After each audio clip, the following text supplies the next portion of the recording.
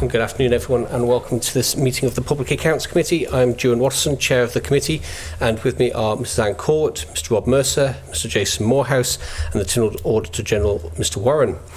Today we're meeting with the Treasury Minister, Chief Financial Officer and Director of National Insurance. We welcome you to this evidence session. For the benefit of Hansard and those listening, can I please ask you to introduce yourselves, including your title and how long you've been in post, please. Minister. Chris Thomas, Minister for the Treasury since about the 20th of January. Caldric Randall, Chief Financial Officer. I was appointed in January 19.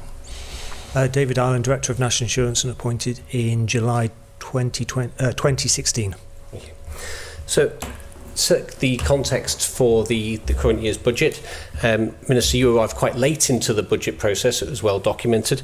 To what extent were policy differences around the budget part of your appointment? As announced in the press release at the time, two very important parts of my appointment were revisiting an important policy towards particularly the local economy, but more generally the whole economy, which is the minimum wage, slowing down the increase in the minimum wage. And that was the second part that was very much a focus of the press release, was that we were substituting a sort of complicated package of things like an NI youth initiative with a personal tax allowance, more substantial personal tax allowance. So at the time, as well documented, it was quite an important part. Ms Morris. What brief were you given by the Chief Minister in terms of direction? That's not the way it works with Chris Thomas or Ralph Cannon.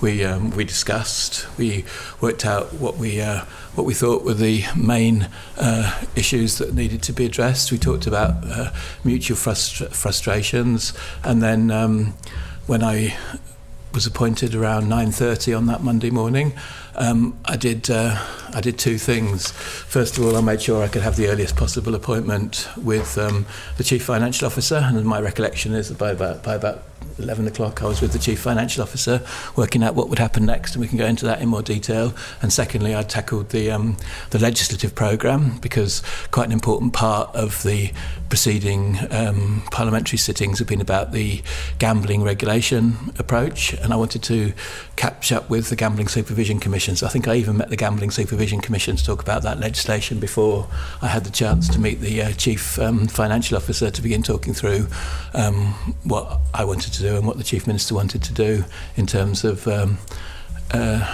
budget. Thank you. You've been very specific about it being you and the Chief Minister. Mm-hmm. Did the rest of the Council Ministers have any input into the process? You have to ask the Chief Minister about that. Obviously, I wasn't a member, hadn't attended my first Council Ministers meeting at that point, so I'm not sure I can tell you what might or might not have happened between the Chief Minister and his Council Ministers before I was appointed. In terms of the budget, and that's kind of been the priority for the coming days? Well, no, it was the other way around. So at 11 o'clock, when I started talking to the Chief Financial Officer, you have to remember as well, the Tuesday that week was the Tynwald week. So we had to work out what was possible in terms of a timetable and in terms of making changes. So I think my recollection, and Mr Randall Caldric can correct me if it's different from his recollection, but my recollection was I had a meeting at lunchtime with some crucial people around the department for them to understand more about, you know, what my thinking was. And then on the first day of Tynwald, I think we came back at lunchtime for 24 hours of work to think through and cost out more about some of those options. And then we had the privilege to go to Treasury Board on the Wednesday morning and then to Council Ministers on Thursday. So between the Monday where you took the job and the Thursday, there was nothing involving the Council Ministers, but when you met on the Thursday, you were able to give them a idea of where you were going in terms of the budget alterations and the existing budget structure that you would retain. Is my recollection correct? I believe so. So that's I can't tell you what the Chief Minister was having with his ministers, because obviously the Chief Minister's main power main responsibility is to make sure they have the council ministers in place.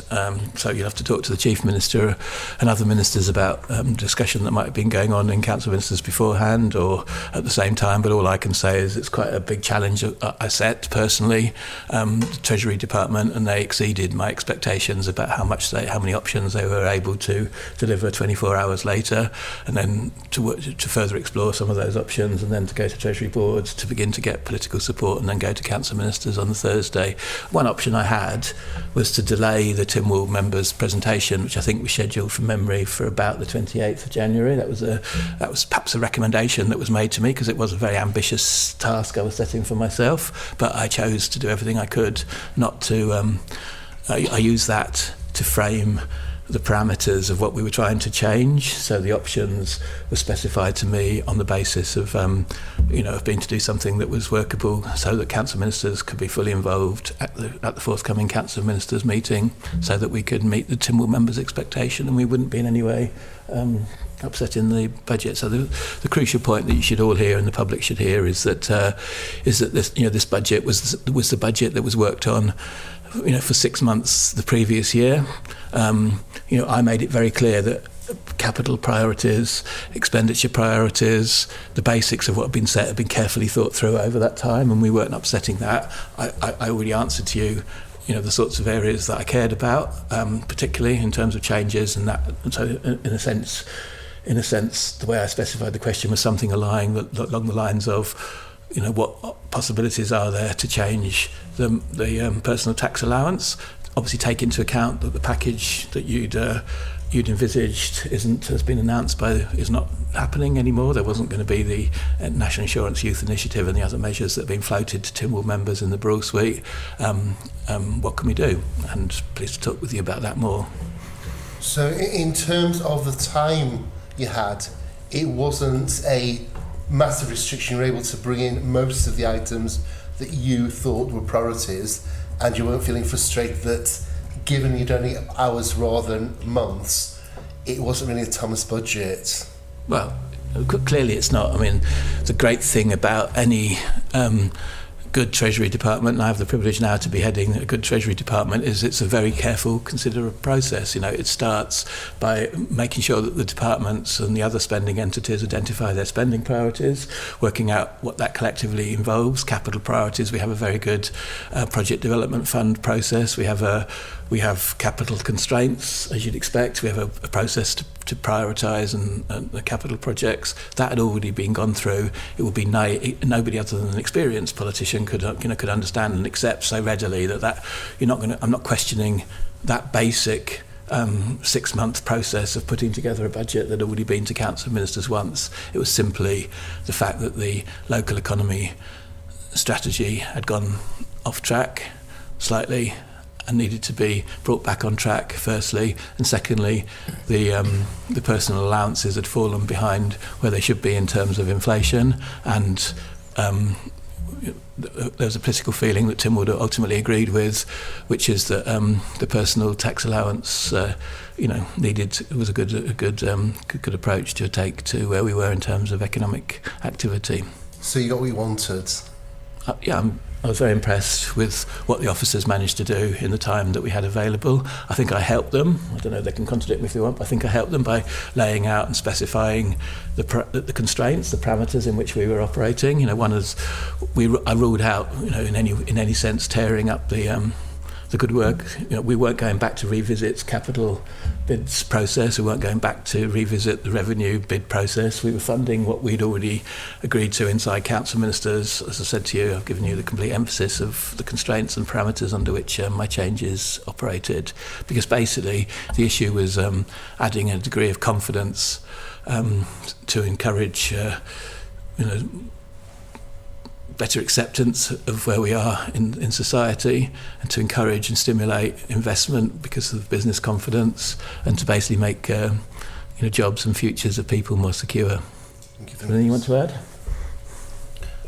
I can give the committee a more detail on the timeline. Obviously, it was quite a busy time. I think in terms of what the Minister said, in terms of the instructions to us, they were pretty much primarily around the personal allowance. We spent the next week or so bringing the Minister up to speed with what happened in the last 6 months or so, because it's quite an ask really to come in pretty cold from the outside and then be required to go and stand in front of members and present the budget. So it was a very busy time for us, not so much in terms of working out how we could respond to the policy requests, but in terms of making sure that what would happen before was fully appreciated and understood. There's been more time after the budget than before the budget. In the time we've had to reflect, other things that you feel should have gone into that budget that could have made a difference, or things that were kind of in the background that really should have been in the forefront of that budget? I've been asked that question in the run up to the budget, during the budget, and after the budget, and my answer's still the same, which is within a day or so of taking up the challenge, I did stress that there was a period beyond the budget. I would have voted for the expenditure and capital constraints even if I hadn't been Treasury Minister, but the budget is better because of the personal tax allowance and minimum wage changes that were made during January and February 2026. And in fact, it would have been better if personal tax allowance had had increased in line with inflation earlier, and it would have been better if the if input from people like the Minimum Wage Committee had been heard earlier. Thank you. Mr. Mercer. Thank you, Chair. Most of my questions, I think, are for Mr. Randall. So I'll start with the first one. What was the Treasury's justification for increasing the projected structural deficit by 50% this year? I'm not sure that I recognise I think that probably is more for the Minister, in fairness. I think that's a policy decision, if that's okay. Yeah, I don't mean to cut across you, but... No, I think that's fair. I don't recognise the 50% increase. So, okay. Anyway, okay. So do you mean that the budgeted structural deficit in 25-26 was 86.8 million, and then in the budgeted structural deficit and thing is 50% more? Is that what you mean by your question? Well, obviously the point I made in my budget speech was that the budget is different from the from the outcome. So we've got the actual structural deficits 21 through to 25. So 21-22 budgeted 128.5, actual 95.6. 22-23 budgeted 97.4, outcome 94.2. 23-24 budgeted 152.9, outcome 103.1. 24-25 budgeted 89.7, outcome 10.7. So that's a huge drop, and that's the point I made in my budget speech. And in the budget period, we were pretty certain, and we're more certain now, that the structural deficit is only 72.5 million in 25-26 compared to a budgeted one of 86.8. So the structural deficit, is budgeted to go up. I've made my case in terms of economic factors. And we have a 5-year plan to reduce that structural deficit. And full play to you, Mr. Mercer. You did talk about this in your budget speech. It was the most important thing to you, and you decided, to vote against the budget. And it is incredibly important that we manage both the reserves position and the structural deficit position. They're both very, very important issues for Treasury, as I know they are for you, because it determined your voting decision. So the working assumption is that figures in the budget are already wrong and overinflated. The history from the last 5 years is that the outcome is much better position than the budgeted figure, because we are naturally conservative and. Yeah, I don't think there's any. Their estimates and their plan. So I don't think they're right or wrong. They're reflective. So when you look at any of the forecasting that's in the budget moving forward, is it a forecast? No, it isn't a forecast. It's a plan. There's a plan in there in terms of the alignment of medium-term financial strategy to control expenditure, so that expenditure grows more slowly than income. So it's not, if you were to forecast and say what would actually happen without any controls in there, you'd have a different figure there. So it's a plan, but there's definitely a degree of prudency in there. One of the things that impacts on the structural deficit quite significantly is the amount that we spend on capital. Because capital obviously comes out of reserves, impacts on the amount of money we take. We haven't delivered anywhere near our targets in capital for the last few years. That has an impact. If we don't use all of the fund draws from particular areas, that has an impact as well. So you can see in this current year's budget, the presentation of the structural deficit has changed slightly to try and show as well. So the structural deficit on page 13 of the budget in 26-27 shows the overall surplus and interest 27 million. But if you go up a line, it shows you without the national insurance to try and show the impact on the usable reserves. So hopefully that's more transparent. But it does. It's not that they're inaccurate. They're just reflective of a different plan. And this is the place to talk about this, if you don't mind, Chair. But in fact, one of the things that happened as a result of a budget being slightly changed is we didn't do the NI youth proposal, and including national insurance, that improved the structural deficit position, because that would have been income foregone. That's correct. So it's not I'm not majoring on it, but the structural deficit, it depends on which way you look at it and how you define it and so on. So one of the things we did actually improve the structural deficit position. And also we had some good news in the course of the time over Christmas, and one of the ways I was able to reduce the income less by the presentation of the income effects in terms of increasing the personal tax allowance was that we had more evidence that the income tax receipts and the national insurance receipts were higher than they had been during the autumn. So that was serendipity for me. We didn't need to adjust, because we weren't going to be getting as much less as we had once thought we would be getting less, because we still had continued evidence that income tax was holding up, as were national insurance receipts. Is that correct again? Yes. Yeah. So what is the plan for tackling the structural deficit, or are you telling us that it doesn't really need doing? Well, it's critical, but it's set out in the structural. It's called a structural deficit calculation. We need to look at that again, because it's not always a deficit. So that's why we need to look at that next year. that shows the impact. Yeah, so we need to look at that shows the plan. And I say very simply, there's lots of ways to do it. Very simply, our plan is to grow income quicker than expenditure, is to suppress expenditure, and that's the way we see. If you look at the table there, you'll see that we get to a positive position in the funds and excluding the NI by the end of the period. So that is a plan. The plan is to slowly, I guess that's been the MTFS for the last 10 years, slowly allow these to come together. So that is the plan still. And just to give you an example, if you don't mind, Chair, none of you, I don't think, had the privilege to hear me speak about every 6 hours like I was doing after the budget in the 3 or 4 days. But what was striking, apparently, when you heard me, was how I had it in for the Manx Care Board. People kept saying to me, "You were really making the Manx Care Board hear you, that they're responsible for making sure they stick within the 404 million mandate amount." And I couldn't help but notice that the Manx Care Board has made a commitment to stick within the mandate, and that's quite a significant amount, because that's quite a large proportion of the budget. And I do believe that myself, the Healthcare Minister, and the Manx Care Board are now understand that politicians need to hear that as well, which that has consequences and that has implications, and we're already working through some of them since the budget was passed. So that's one example, but there are many more, like priority-based budgeting, like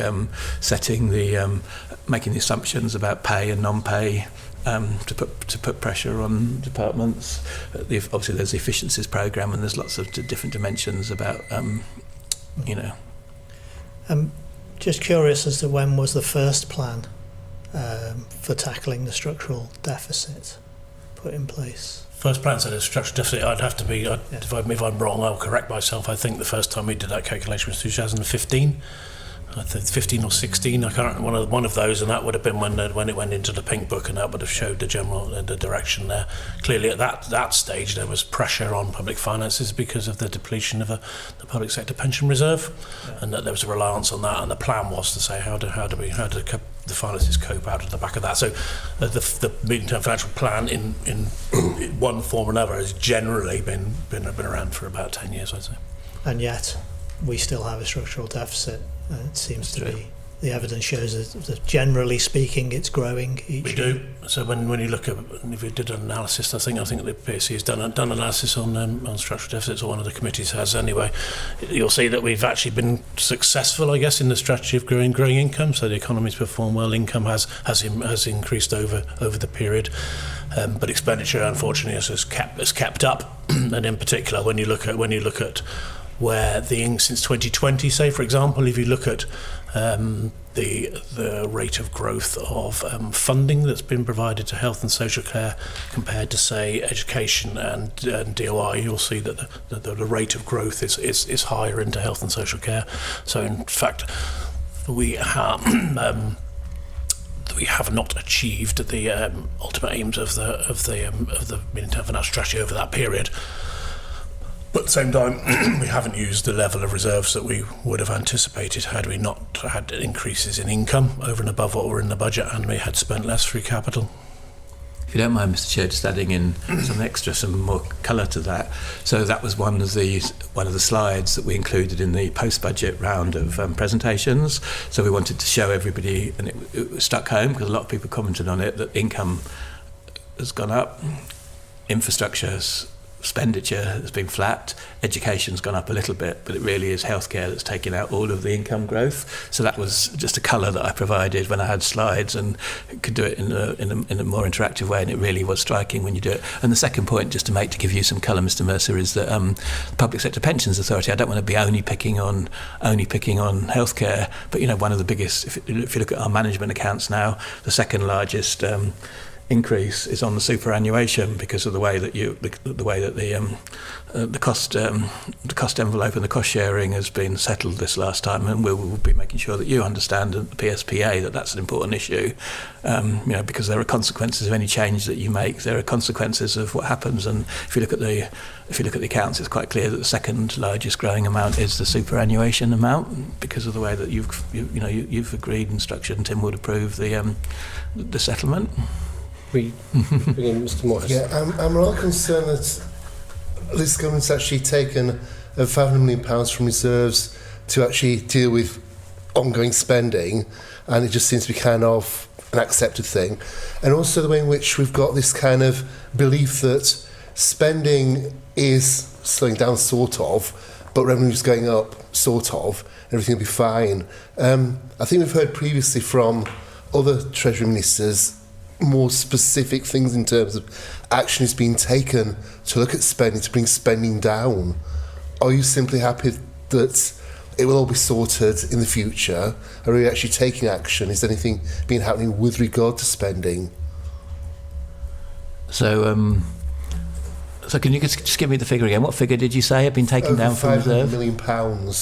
Well, you have to remember that figure, the public misunderstand. One of the other big things in the week after the budget itself was the focus on, there's two ways that reserves can be looked at. One is using the investment returns on the reserves and spending those. The other one is taking money out of the reserves. So Minister Ashford in the budget itself made it very clear that the drawdown on the reserves itself had been less than budgeted each year in recent years, and the reserves have been growing in those years. Talking in preparation for this, a large part of the National Insurance Fund is investment returns over the years and decades, in fact. So you've got to remember that using the investment returns is not the same thing as drawing down the reserves, and that shows up clearly, and the public should hear this, that the reserves have actually been growing. So 500 million is a sort of opportunity cost, includes the opportunity cost of not keeping the investment returns in there, as well as actually drawing down the reserves. So your work was very good in the Economic Policy Review Committee, but we need to make sure that the public understand that as well. The investment returns, the real value of the reserves will be affected by not keeping the investment returns in the reserves, but the nominal value can be preserved, and that's what Minister Ashford kindly explained at the end of the budget debate. The second point is, I'm very sorry, but I just didn't hear the same thing as what you present back to me in terms of not taking action on expenditure. I think I was very clear that for the first time, Manx Care Board has accepted that that's their limit. We've written to them stating exactly what we understand can be eligible for contingency in advance. Obviously, contingencies by their very nature can surprise us, but we've been incredibly clear. The priority-based budgeting will be helpful to the next administration. That's something that hasn't got close to completion before.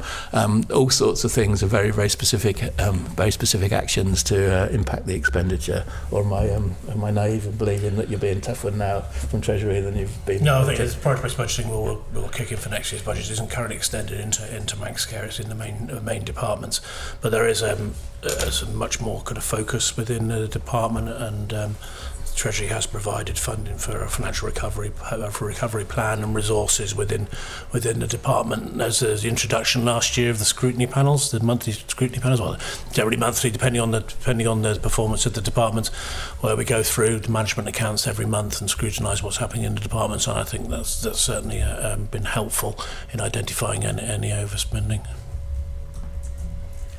I'd like to dig in now to what are the fundamental economic assumptions underpinning this budget? I think we're not looking for a tremendous amount of detail there, but just like what would be the fundamentals that underpin this? The fundamentals are some form of stability. So obviously, when we put the budget together, we were anticipating inflation in over the period to be 2%. Obviously, so certain events that have happened over the last few weeks that have thrown that up in the air, but that's not uncommon with what we've had over the last few years, where we've had to cope with these various different things. In terms of the economy, it's so the tax receipts are programmed to grow at around 4%, I believe, is where they are, which is probably below where wage growth has been over the last 4 to 5 years. Those are the main economic threat. But as I say, when it comes to expenditure, there's lots of pressures, demographic pressures. There'll be inflationary pressures on the departments, etc. The plan is that they cope within the funding allocation that's provided there. So that's basically how it works. So there'll be lots and lots of pressures. It's always anticipated that the allocations for pay and for non-pay at whatever level they are, I won't say what they are as pay negotiations that are going ahead. But they are below where probably inflation is going to be going over the next year.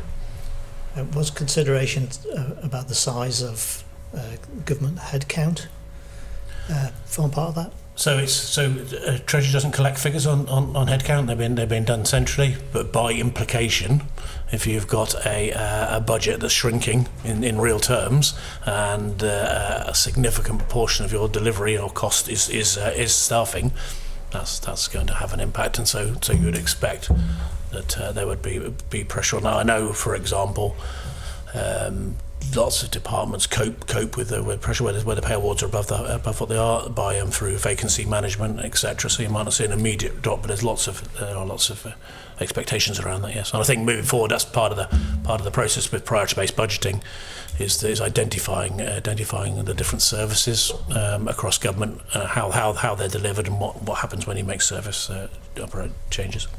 So could I just come in on that? So the budget is predicated on the basis of sort of steady state and sort of staff numbers. Then is it, in terms of it's not the budget has not been designed with a growth in staff numbers built into it. No.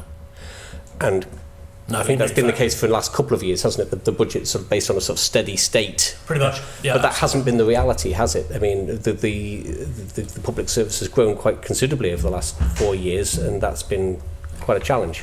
So it's down. I guess where has that growth been seen? That growth seen? Sorry, I'm incorrect. I think I'm right. It's been mainly in health. So health obviously has a different uplift, has its own funding formula, which, to remind the committee, is or whatever what CPI is plus 3.03%. which allows a greater growth as well. And there may well have been within the departments as well to cope a movement between pay and non-pay as well, more towards pay. I think we've heard a lot of sort of political noise about sort of, you know, the head count and the number of public servants that we have. There's been a sort of, I think the Chief Minister's been sort of trumpeting the call for a smaller public service, but other than producing a quarterly report, it seems that there's not an awful lot being done about curbing the growth in numbers, but it seems that the budget certainly has sort of tried to encourage that by at least sort of ignoring that it's happening. Is that a political question? Yeah, I think so. Well, I don't think so. Essentially, for all departments except for healthcare, and the payroll assumption is lower than inflation, and the stress has always been that everything that happens outside that is for departments to fund. And so I'll give you an example to make so that people hear that it's a bit tougher now than perhaps it has been in the past, because I can only speak for where we are now, which is that if you make agreements to do above budgeted pay, expect consequences. It's not automatic that you can then get that from the contingency fund, and I've got live cases like that now, so people should hear that it's serious. You know, if you want to pay people more, in one sense you have to have greater productivity in the public sector. So that's a serious message, and it's a live issue. So I can't go into it too much, and it's in various places. So it's not only in one place, but you know, essentially part of the attempt to preserve reserves, to start maintaining their real value by keeping some of the investment returns in the reserves, particularly for national insurance, and for a rainy day inside the reserve fund, and also to begin to reduce the structural deficit really this time. You know, we want people to hear that seriously, that if you make decisions about pay that are beyond what you budgeted, you know, sort it out. So if the answer is to improve public sector productivity, wouldn't it be a good start to actually measure public sector productivity? Because I don't think we do at the moment. I think that was a recent Tynwald answer that was given. Yeah, and it's a fair comment, and I think that's, you know, in part that links in with, yeah, it is very hard to measure public sector productivity, but I agree with you. It's a good, it's a good theoretical. I mean, okay, sorry, Mr. Mercer. You touched on demographics, and it kind of links to this next question. You know, government set a target of 100,000 population in its island plan, but population has remained largely static. And so what impact of demographics and immigration inform spending choices in this budget? Is there any particular examples you can think of? Thanks. But it's a political matter. I don't think the target, and the Chief Minister would probably dispute that the target was 100,000. I think what the Chief Minister would say is that the target was more jobs, and that there was a consequential increase in the population. But that's again a political matter. I think there's a quote from the Island Plan update. That's what he say to you. So the population figure of 100,000 doesn't significantly impact, because I say what we're doing with it is taking our economic activity, our tax receipts, reviewing what we're seeing in terms of future performance of activity, and then extrapolating that forward. As I said, the departments, if there was a large influx of people based on our levels of income tax, again, we need to control expenditure. So there's a need to design the services to fit within the expenditure envelope. I mean, you brought up the example of demographic challenges earlier. What kind of forward planning? You know, we know that we've got an ageing population. Doesn't seem to be changing. You know, movements in the budget. The movement of what's the movement in the budget as a result of that? So no, that's a really good question, and obviously it first came up, I think, in the Brules suite, and one of your colleagues and my colleagues mentioned it and asked us about it. So, you know, at first sight, the answer that was given then is correct answer, which is that, you know, ultimately, that's the forward projections inside the financial plan and the budget cycle, don't take into account 5-year forecasts of what demography changes might be and so on. But when, earlier on Mr. Randall Caldric mentioned the sort of briefing I had in the following 2 weeks, and I went down into some of the details about various things. So obviously the departments at expenditure level will be taking into account things to do with the demography when they make their bids and they make their plans. Firstly, secondly, obviously things like the National Insurance Fund. We have GAD every 5 years. We have the next GAD coming up in March 2027, commencement for the following year. The next Treasury Minister, one of the first things on the desk will be to identify the questions that need to be answered actuarially by the GAD people, and that will be taking into account and explaining the consequences from a massive element of expenditure, which is state pensions and other things that relate. And then finally, I wanted to say that we do go into more detail in terms of we go into more detail in terms of some of the income elements. So I had a full briefing on what was going on with income tax. I think the 2024 income tax information package is a beautiful document, a brilliant document, and I would be interested to know whether you think that it would be helpful to have more of that sort of information to help us all as we go about our political jobs and to help the public go about their decisions in terms of determining their next action. And so income tax, obviously depends on demographic changes and the like. So does there's not only people, there's also legal entities, and I ask questions about to what extent sectors changes are taken into account. Likewise with things like the type of vehicles that people drive and legal entities choose to buy. We have to take that into account and the like. So there's more than you first think. So the answer that was given to our colleague in the Broad Suite is correct at first sight, but when you go a bit behind the bottom, all over the place, obviously people are making policy decisions and prognoses for the future, taking into account demography, and that's what we need to do. I understand your point about the individual departments taking into account demography, or should be taking into account the changes in demographics. But what I'm trying to dig down into is what Treasury's role So I talked about this, and I do it both in terms of workforce and consumers, and I do it in the context of healthcare, because I've been educating myself by trying to meet everybody I can and get them to explain it to me from their point of view. And the way I'm beginning to think it works is that at the high level there's a 5-year financial plan, and then it's for the healthcare people who are more involved directly in the governance to actually do workforce planning and provision planning around that. And we're trying to help them with things like, it's a bad example in one sense because priority-based budgeting, as we've just heard, is different in that space. But to me, they're alternatives with their cost improvement program, financial recovery program. They all have to do that in the detail, because Treasury can't possibly. Our job is to raise sufficient public funds prudently, conservatively, to pay for the public services that politicians have agreed with the public that they'll provide to them, and that has to be our primary emphasis. We can't be experts on bus provision at the same time as on how much renal provision we need and the like. We've got to trust, and that's what I think that we have to do. So it's other departments' problem. It's not. It's all of our problem. It's your problem. It's Jason Morehouse's problem. It's all of our problems. Have I heard an answer to this question about does Treasury do any demographic modelling of what it means for? No. Okay. Thank you. As the Minister said, that will come up in the discussions with the departments in terms of where their pressures are coming through. For the health service, for example, will be very cognizant of demographic change and ageing population. Certainly, we do demographic modelling when it comes to the National Insurance Fund. Do you want to talk about that, Dave, in terms of GAD? Yeah, I mean, the Government Actuaries report that happens every 5 years, they include in that a migration projection, and also what we call the adult dependency ratio. So looking at the number of people who are working, therefore supporting the number of people who are claiming benefits.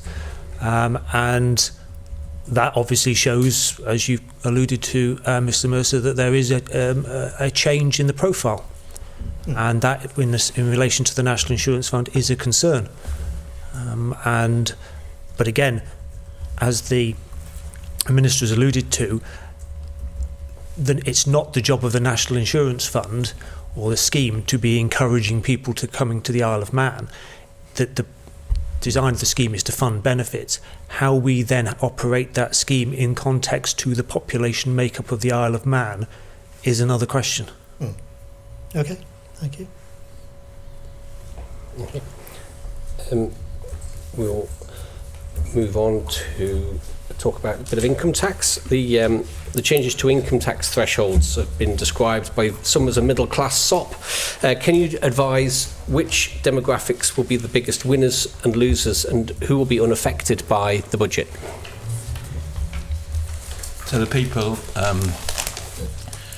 who will be, well, everybody will be affected in as much as there will be an economic impact and an impact on public finances and so on. So everybody's impacted on that people. The people who will be less impacted by the personal tax allowance change, for instance, if that's what your real question is, would be people who lose the personal tax allowance because they were completely beyond the point where you had all your personal allowance taken away.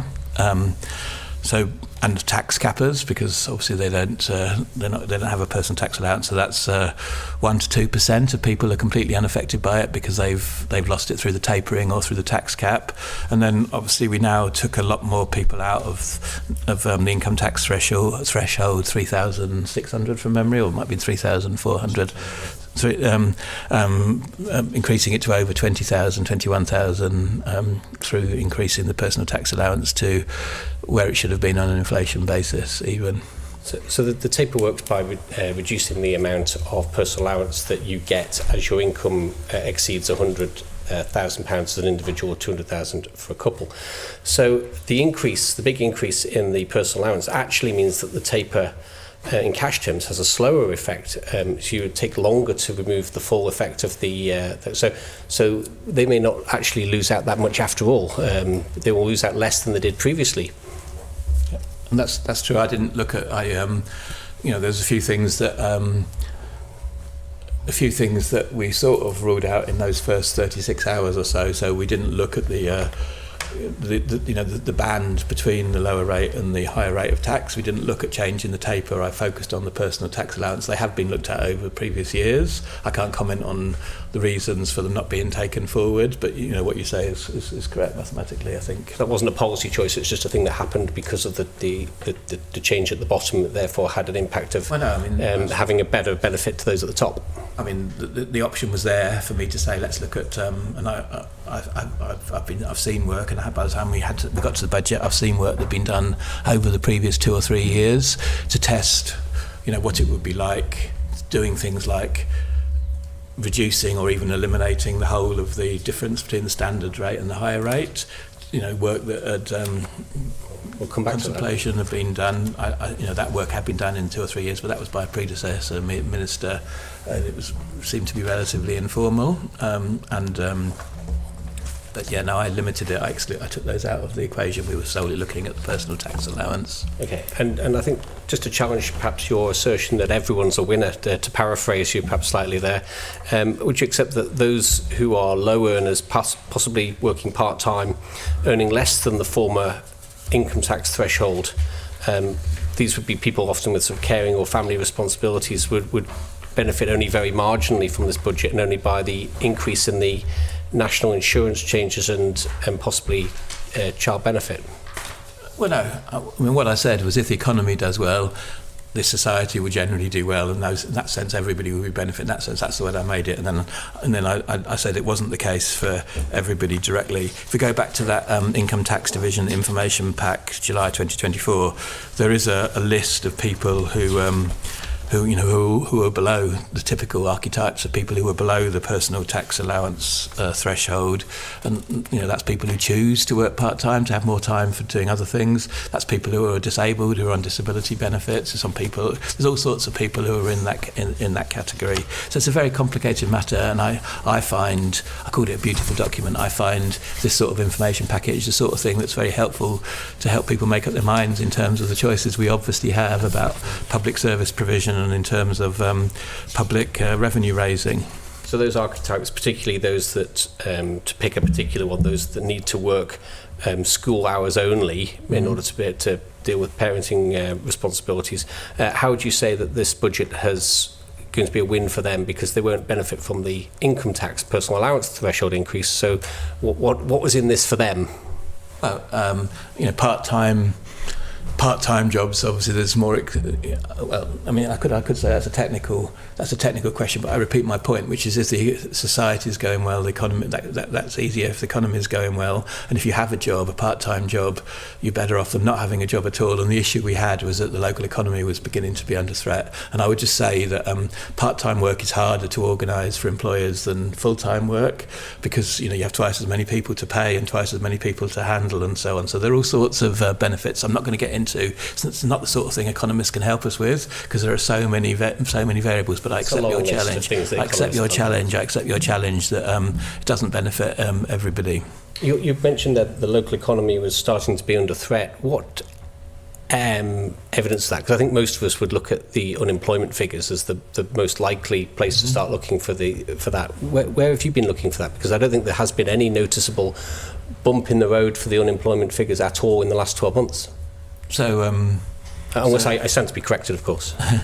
So, where I'd be looking at that is I listen to people and I learn from people, and so that we have, ever since the legislation was put in place, we have had a committee that's set up that's tripartite. It's got employers, it's got employees, and it's got in its area, it reports into government, and they were reporting evidence, and then they investigated work and the like. So I listen and learn from people like that, and that's what they were reporting. The unemployment figures in the Isle of Man is an interesting one, because obviously when we have a census, we can adjust.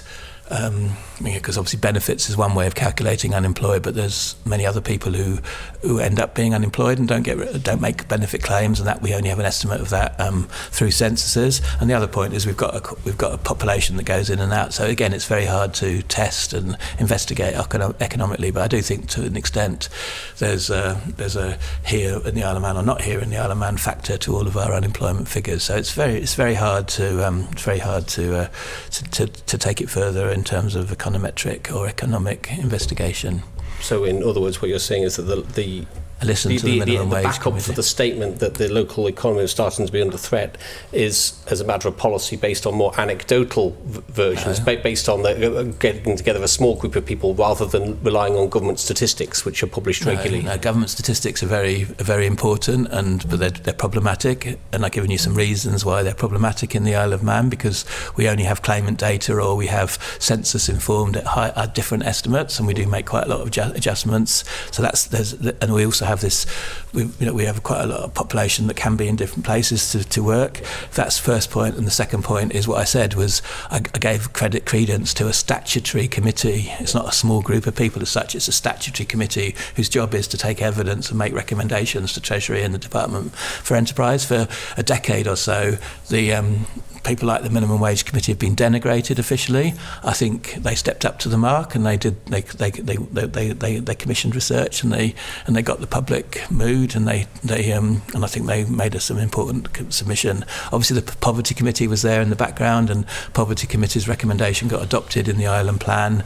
And since then, I've been so pleased to be encouraging investigations about the real earnings situation. Perhaps there's a multi-part private sector earnings market. Perhaps we need to do more investigation about what our statistics tell us in terms of earnings, because quite clearly already there's different parts of the public sector in terms of earnings and different parts of the private sector, and we do need to do more work about that to enable somebody like the Minimum Wage Committee to do its job and be more scientific in its measurements.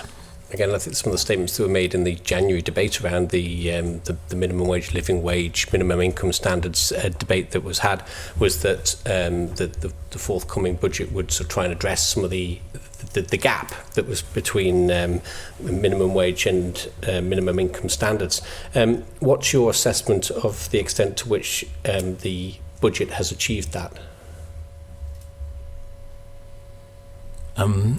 Be more precise. In terms of compensating for the gap, the instead of putting the minimum wage up by 9.9%, it went up by 5%, and I think again the Chief Minister went on record as to say that watch out for the budget, it will have more in it in order to try and help for the individuals bridge that gap. So perhaps you could tell us a bit more about the assessment the Treasury's made in bridging that gap. Okay, so we presented to Tynwald members in the Brule Suite a comparison between sort of archetypes of how much at different levels of income people would get from the personal tax allowance and what they would have got from minimum wage level, and make that available to you again in writing. And I also do, you first framed the question in terms of minimum income standards and minimum wage, and I look forward to the next living wage report, because obviously the only record we have of minimum income standard, the only sort of measure we have, the best measure we have of minimum income standards is when we calculate the living wage, because that essentially it's a wrongly titled report. It should be titled a report for minimum income standards for different types of households, and I'm looking forward to seeing the next version of that. Anything you wanted to add to me from a technical point of view? No. As a result of the budget, an individual on earning £100,000 a year is better off by £472 per annum in income tax terms. Does this reflect government's ambition for a progressive tax policy, compared to what we've just talked about in terms of those who are on lower incomes perhaps not benefiting at all? Well, obviously I was delighted that the committee secretary was able to send us some indication of the questions that you would ask us earlier in the week when we requested it. Very pleased to discuss that after the meeting and go through the detail again to make sure, because I can't quite remember where I've put that particular set of information, but no, that's what a progressive tax is subject to definition or differences. How is it set out on page 4 of the tax strategy issued by the Isle of Man government? Okay. Do you want to? Yeah. I think it's just a general sort of policy about those. So therefore, I have in anticipation that you might refer back to the tax strategy, because that was hinted at in your thing. I would argue, and I do contend, that there is greater alignment with the strategy's commitment to fairness and progressivity. Sorry, can you just read that a bit slower? I'm struggling to pick it up. There is greater alignment with the strategy's commitment to fairness and progressivity in tax matters. The £2,250 increase in the personal allowance directly supports this objective by reducing or eliminating tax liabilities for lower income earners, taking approximately 3,600 people completely out of the income tax net. It delivers proportionally larger benefits to lower and middle income taxpayers than to higher earners due to the retention of the 21% higher rate and the withdrawal of the allowance above £100,000. It therefore reinforces progressive taxation without changing headline tax rates or making structural changes to the system. Would you be able to provide us, perhaps in slow time after the meeting, with the number of people who were earning but fell outside of the tax net, both last year and this year projected and the year before, but maybe the last 2 tax years would be... Yes, it takes a lot of time to prepare, but I think I already did provide members that, so the total, I gave it again today, you mean the people who pay nil tax before and the people who pay it afterwards? No, because I think that's the way that Treasury does always like to frame it in terms of people removed from the tax net. What I think I'd like to know is the total number who are zero rated but who are earning for the last 2 tax years. So in getting in absolute numbers. Okay, well, we'll agree exactly what the interrogation you want us to do is, and then we'll try to do that. But it does take a lot of time, and I was limited in the amount of investigations I was able to do, but that's a perfectly reasonable question. That's why I'm strongly encouraging you to suggest that's the sort of question that we ought to present to the public, so they know these sorts of answers, which I've been calling a tax information package or a national insurance information package. So tax information package might not be the best acronym you want to go for, Minister, but we'll see. Why was short-term targeted support ultimately abandoned in favour of this permanent untargeted increase by increasing the personal allowances? Well, obviously the way you ask the question is quite loaded, and I want to compliment you on trying to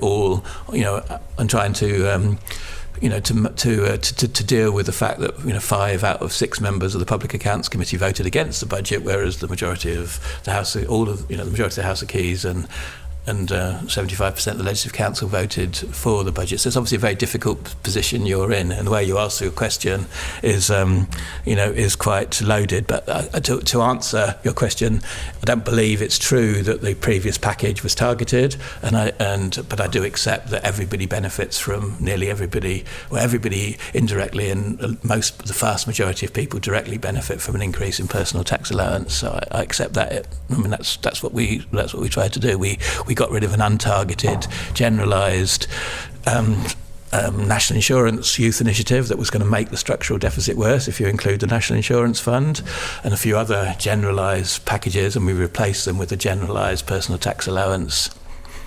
Okay. Mr. Collister raised the prospect in the budget debate of adjusting the 10% rate band. Was any consideration given to that in considerations around the budget? So it was before, not when after the current minister was appointed, but certainly over the previous 2 years, there was certainly the year before last, there was a comprehensive set of policy options presented to council ministers and Treasury, and internally in assessing the parameters for the current budget. They were considered by Dr. Allinson, but not felt to be a part of this budget. So is the current policy effectively to allow that 10% rate band to sort of wither on the vine that's 6,500 going forward? I don't think that's a political question, obviously, because you include policy, and I don't think there's a policy, but it will be a very important decision for the next administration to make. So obviously since 2015-16, in the 2015-16 budget, the 10,500 standard rate threshold was reduced to 8,500, and then again in the 17-18 tax year it was reduced down to 6,500. So at that time there obviously was a policy to reduce it, and since then it's been 6,500, and I didn't put it on the table to increase it, but I am aware a couple of years ago a lot of work was done about eliminating it completely, and a great number of constituents have written to me with that as a proposal, moving towards a sort of single rate of tax halfway in between. Would have been cheaper, it would have been better on the public purse, and it would have helped even more people. So there are possibilities, and that's why I keep mentioning if you beg for it, we could perhaps do you a politically neutral information package, so we have these sorts of options on the table to inform the election. Mrs. Court. Thank you. So I'd like to ask you, there's been repeated calls from businesses to assist in mitigating the impact of the rising minimum wage. Now, the impact has been reduced by reducing the minimum wage. So, but has government done anything to address that in the budget to help businesses? Well, is that a political question, do you think? I think so. What I would say is most of the commentary I read was relief and support, and that the rate and increase in the minimum wage had slowed down, and it did that in itself. It created a feel-good factor, and investment and employment depends to how you feel about your future as much as what your future will actually be like. It's what you feel about your time. So I think there was a relief that we weren't looking into complicated packages that would involve filling in forms and getting civil service to ask you more questions and fill in more forms and then not getting it at the end and so on. So I think there was a relief that we were thinking about the local economy, and I got the impression the budget was well received. Can I add to that? The Department for Enterprise, of course, keeps these things under review, and there is budgetary provision in terms of the Economic Strategy Fund, where they withdraw from various schemes that they come in for. And I know they're actively considering what might be appropriate. So there is provision in there for expenditure. How that expenditure would be incurred was to be determined. And it's a really good question that you asked, Mrs. Corlett. And I would say, it's unfortunate that a war broke out and the Strait of Hormuz is affecting the price, but I'd say, in a way, it's good that individuals start off with, on average, £500 extra from the 1st of April in terms of the personal tax allowance, and I think it's good that businesses are in a better position, because they would have an extra 5% of minimum wage to pay as well as energy costs, and that would have them in a worse position. So nobody's ever going to say it's a good thing to have this economic dislocation from a war, but in the way, we're in a better position than we would be if they were begging us to put back the minimum wage increase. Okay, so was any consideration given to raising the secondary threshold to reduce the NI burden of employment on employers? That is part of the budget discussion. So Caldric alluded to that policy document that was presented to council ministers a couple of years ago. That is, again, those are options that are given Mrs. Corlett, just wasn't progressed. And and the Chief Minister, to put a political thing, and the Chief Minister would have loved it if I had gone in and said, let's go, let's do other things and all of that, but the spirit can be willing, but the flesh is weak. And we only had so much time, and we looked at the personal tax allowance, and I made a pledge that in future we needed to look at the national insurance thresholds. But the point that's been made really clearly, and I want to make it again so it's heard even more clearly, is that the National Insurance Fund is there to be the bedrock for state pensions and social security. The more it's used for policy initiatives, the less it can provide for that bedrock of social security. So if we have a youth initiative or whatever, it all takes revenue out of the National Insurance Fund and makes it trickier even for younger people when they're older. Say that, but it was a point well made in the independent report around the rises in the minimum wage. The biggest winners of were not just the individuals, but Treasury had come out of this massive increase in the minimum wage very well, and the National Insurance Fund also would have benefited. So I suppose that the question was that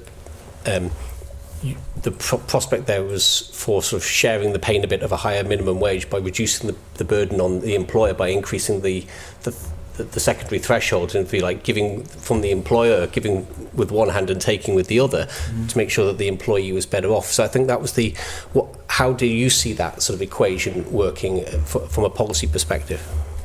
No, it's all fair comment. So, I've said to you already that the National Insurance Fund, a lot of it is investment returns on previous people's contributions. It's not your money that's in there. It's multi-generational money that's there to provide a transition, possibly to get around the demographics issue that Mr. Mercer's raised previously. A second thing that I want the public to hear is that a lot of that money there is employers' money, and we have to be, that's part of the equation. That's what you say is true, Mr. Speaker, and it was putting pressure on employers. So it's the sort of thing that the next Treasury Minister and the next Council Ministers and the next Tynwald will have to address. I mean, 16% of the workforce getting a wage increase of 60% is going to have done a huge amount to bolster the National Insurance Fund. On that, Mr. Chairman, it's not the same as income tax. Obviously, national insurance, because you have this threshold, and it's a threshold that happens every week, and it's not everybody who's on the minimum wage, but a significant portion of the individuals on the minimum wage don't actually pay any national insurance at the moment, because they work a couple of night shifts in a restaurant, whatever it is. This isn't everybody, but there are significant numbers who do that.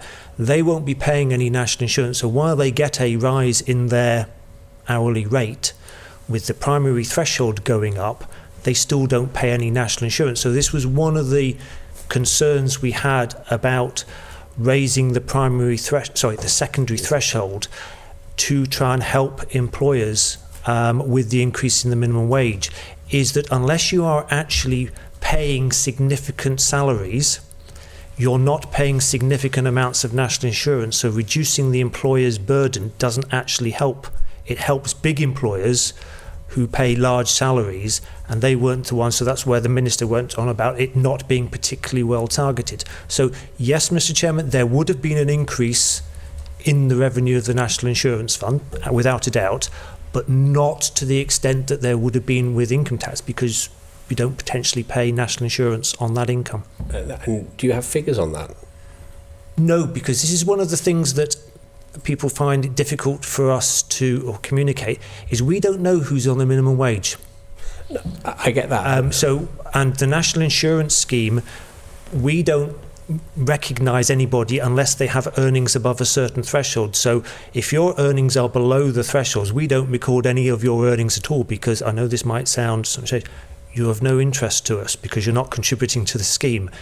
So getting detailed figures on this, but this was a bit of anecdotal evidence, bit of looking at a few, relevant employers within that sector, and get painting a picture that was national insurance rates don't help everybody. I do completely get that point. I suppose what I'm asking is, has no one done the calculation of the total number of income tax payers and deducted the number of national insurance payers and see what number pops out the other side? No. Because that's a very straight... You'd think you'd have that data.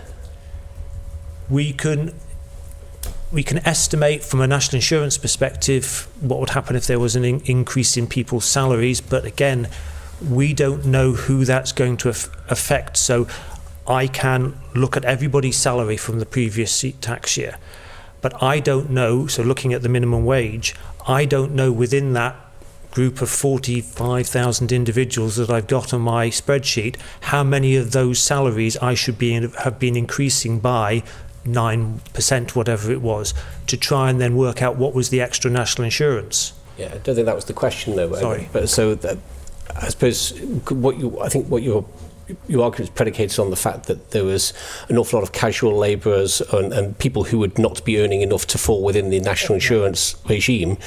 These people may be in the income tax regime but not in the national insurance regime. The thresholds are different, but they are in fact lower for national insurance. So if anything, we would expect more people to be in the national insurance regime than in the income tax regime, potentially. Yeah. But again, we don't know what someone's earning as an hourly rate. Yeah, so I know that. It's just very difficult for us to then say that this proportion of individuals or this amount of extra income would come from... It's trying to work out how many people we're talking about being affected here, not necessarily about trying to identify the people. Again, that is difficult for us. For example, we have individuals who have their own businesses who will deliberately pay themselves, quite realistically, a low salary. They will look exactly the same to me as someone who is earning minimum wage working 18 hours a week. And that's, I think what we accept is we'll think about this some more, because obviously we're all in this together in the sense that we all want to understand the policy options, and I do think this is something that we could look at more just to make sure we haven't missed anything in our thinking. So can you be very? No, that's fine. We could be very specific in the written questions afterwards. It would be very helpful to us. The ability to collect that data, to analyse that data, how helpful would that be if you were able to do it? As someone who loves detail, I would say it would be very helpful to me, but I would be then thinking about employers and the requirements that we will be placing on them. While government might want loads of information from employers, we have to realise that their job is to, grow the economy, provide employment, etc., not to be statisticians or data collectors for us. So would be my concern on that, Mrs. Gornall. So, what is your assessment of the sustainability of the NI fund? Well, I think it's well documented, and there's been several debates in both houses on it. So the latest report we have, obviously, is the 2022 Government Actuaries Report. And that forecasts that if we do nothing, basically the fund that underpins the operation of the scheme runs out in 2047-48. So in that sense, it is not sustainable. We have, as part of the previous Treasury Minister's debates that he was having with the public and obviously Tynwald members, the government actually did some further modelling work for us, looking at some options, and when they did that, they actually took into account the significant increases there'd been in the state pension, and it's actually now moved the exhaustion date forward by 2 years. So we're now looking at an exhaustion date of 2045-46. The pressures on it are well documented. We have the triple lock, which there doesn't seem to be a single article that's ever produced at the moment that says the triple lock is sustainable. The OECD have recently come out with a report on it. Someone told me the other day that Private Eye even did something on it that forecasts that in so many years' time it will actually be 100% of UK GDP. It's a bit sensationalist, yes, but it gives you an indication of the significant cost in it.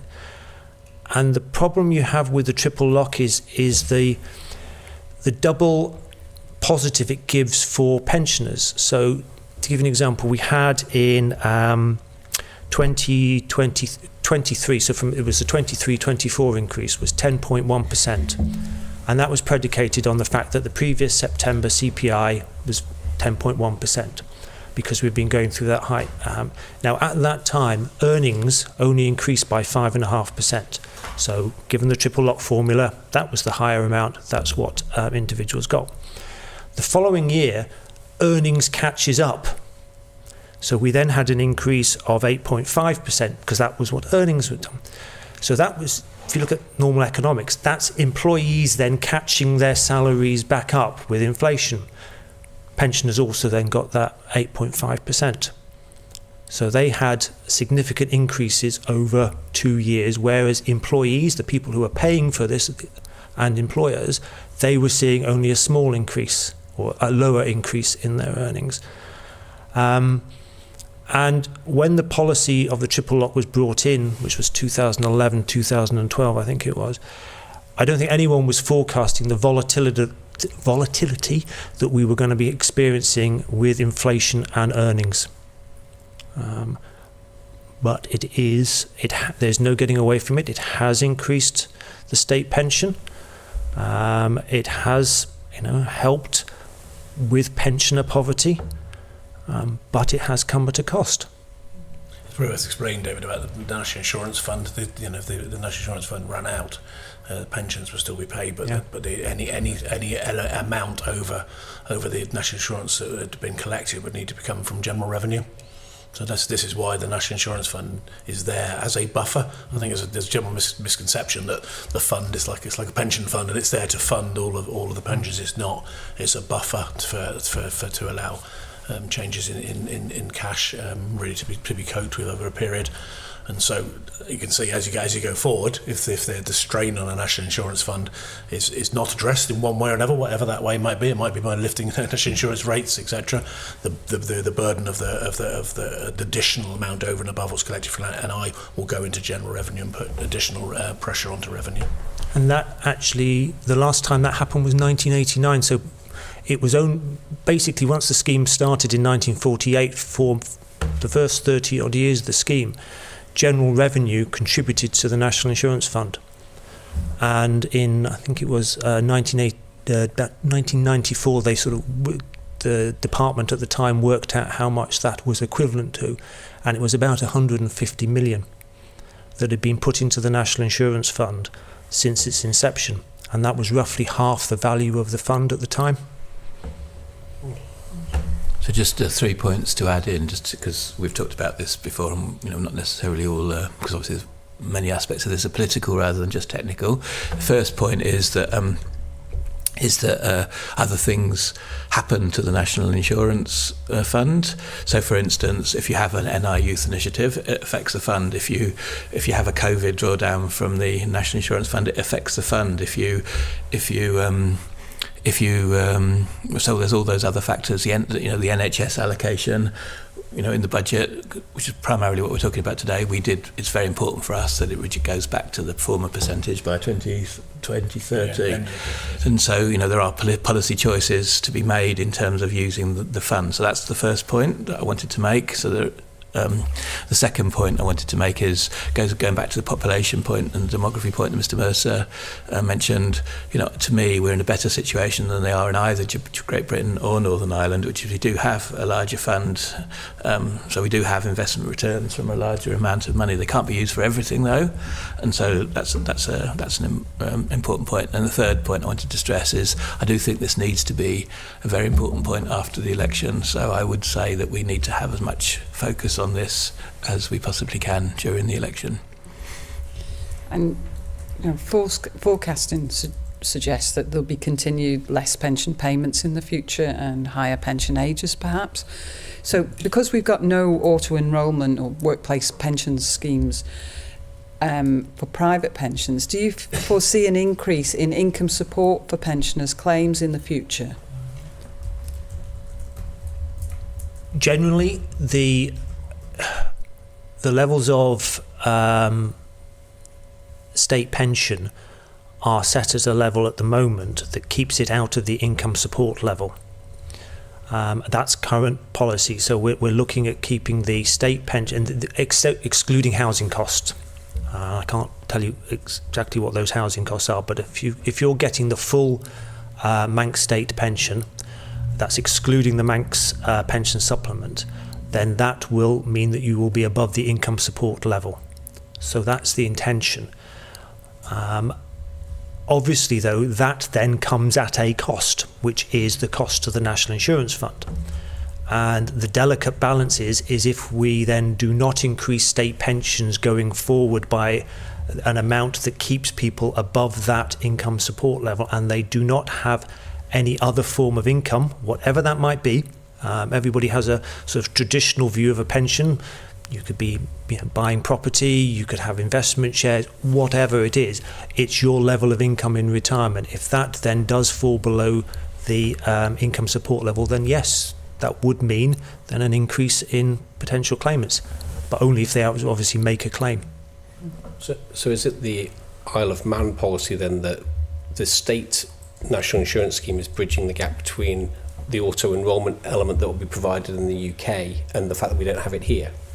The auto-enrolment, if you were getting if you're in an auto-enrolled pension scheme in the UK and you were paying in the maximum amounts, you would be getting considerable, and assuming investment returns, all those things aside, you would be getting considerably more than the Manx state pension is worth. But this is about keeping people able to live rather, and I appreciate the point you said about the income support threshold, but the income support threshold doesn't actually reflect in any methodological way what it costs to live. That is very true, yes. So there's that for one, but then it's sort of about keeping those sort of poorest out of poverty. Then are we relying on the state system to do that solely because there is no auto-enrolment on the Isle of Man? That's if I assume then from the body language that's a political question, I'll just say 2 points. The first point, this is a really good line of inquiry, and again in that week long of post-budget conferences, it came up quite regularly. And if you look back, we haven't had enough innovation, perhaps even I could say imagination, in terms of what we should be doing about helping people understand their responsibilities in terms of pensions. So, pensions freedoms was nearly a decade ago now. So therefore, I do think that's a challenge for all of us, that the election's got to be about, in part, making people understand that where we are with the state pension, where you will be personally with your state pension, and that politicians perhaps need to step up to the plate and be more creative next time round in terms of adding to state pensions, whether it be auto-enrolment or something else. We just need to make sure that people understand that. And the second point I'd make is we do have the data on social security, so we'll make sure we provide that to you if you want to go down this line, because we do have data on social security and claimants and to different types. So if you ask a very specific question, we'll help you with all of that. So, having just discussed the triple lock and comments about the fact that it's not sustainable, is there any political commitment to the future of the triple lock? Well, obviously the triple lock is a UK concept. It was I forget exactly the year it was. I knew it at the budget time. Was it 2010, 2014? Triple lock. I think it was 2011, 12. 2011, 12. There was discussion of it in Tynwald a couple of years ago now, and I think the expectation is that commitment was made in terms of the election, but it's the sort of question that needs to be asked. You know, linking it to earnings, linking it to inflation. These are all the sorts of questions that are on the table. You've heard the prudent Treasury Social Security position about the National Insurance Fund. We need to hear that, and then we need to make. And we've heard from Mr. Speaker very clearly that pensioner poverty is a thing, and people need to understand what they need to do for themselves. And the way that comes together is in terms of making plans for the state pension level. So it can't be there in its current form forever. David can explain why we're linked with the reciprocal agreement with the UK. Yes, just for clarity for the committee. So prior to April 2016, the Isle of Man was party to a reciprocal agreement with the UK, which effectively meant that we had to increase state pensions, and we had to have the same state pension calculation as the UK. Since April 2016, we have a different arrangement now with the UK, which gives us autonomy to increase pensions after that date by effectively any amount that we choose. So while the UK are committed to the triple lock, we have to commit to the triple lock for any pensioners who reach state pension age before April 2016. After April 2016, we can effectively do whatever we wish to do in relation to those pensioners and how much we increase their pensions by. Just to be clear, that applies only to the basic retirement pension, not the pension supplement that many of those people who have retired in that phase will get. Oh yeah, the Manx pension supplement, yes. Mr. Chair. That's flat rate. Yeah. So, and the public need to understand that we're in that 20-year phase of taking down the Manx pension. So, when every individual thinks it's the same amount, but the person next year up is 5% worse than they are, and I don't think the public really get that because they see it's fixed, because from their point of view it is fixed. But we know there's a 20-year process of changing the Manx pension supplement, and I do really think that an explainer in this area is really, really important, because it is noticeable that we haven't had much innovation for nearly a decade now. Mm-hmm. So we've got the triple lock at the moment. So how do you hope to hold welfare expenditure at 2% if the triple lock is kept and you're expecting a wage growth of 3%? How are you going to... The budget for national insurance was increased by more than 2% for NI funded benefits. Yeah. We're going up 4%, I think it is. 4.8%. Yeah. 4% growth of national insurance benefits. Benefits, 4 point. Yeah, the national insurance income has gone up by. We're projecting a 4% increase for this coming financial year. I think the question about national insurance expenditures, which are only predicted to rise by 2% a year. 2% in expenditure, not in income. National insurance funded benefits, can't, because the state pension increase this year is 4 point something percent. 4.8% it is, Minister. Yeah. So I'm bearing in mind the largest expenditure from national insurance funded benefits is the state pension. I would have two-thirds of it. Yeah. Budget for retirement pension 4.5 is the up rating. Yeah. For the Manx state pension 4.9. So that's on page 50 of the pink book. That will show you where the increases are. And then the other benefits, revenue benefits, were increased by Manx CPI, which is 2.9. Yeah. So there is more than 2% in there. It's a really important point, and basically the largest part of what's collectively called social security benefits is pensions, which annoys people, that they're called social security benefits, but in those terms it's the larger part, isn't the growing proportion. Okay. When we find because we can follow up on that. That's fine. Final one for me on this is Pillar 2 tax incomes have been estimated at 31 million. So how has this estimate been derived, and how many companies would be impacted by that?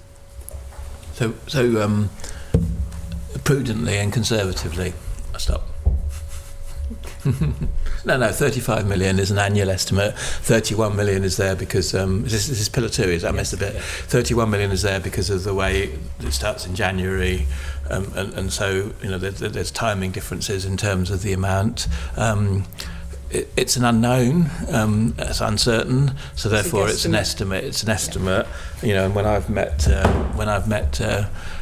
banks, insurance companies, the other people who pay it, it's always very important to me that they understand that the Treasury Minister has said to them that we need our share, we're expecting our share. So it'll be determined through experience with as they determine their policy in terms of how they do their business. And the Isle of Man collectively, our interest is making sure that we're the best possible place to do business that we possibly can be, so that we get the largest share that we possibly can. We're not assuming. It's dangerous to make assumptions. This is an estimate, and we'll see how it goes. And do you know how many companies would be impacted? Not because I can give you an estimate. We don't know until the returns come in.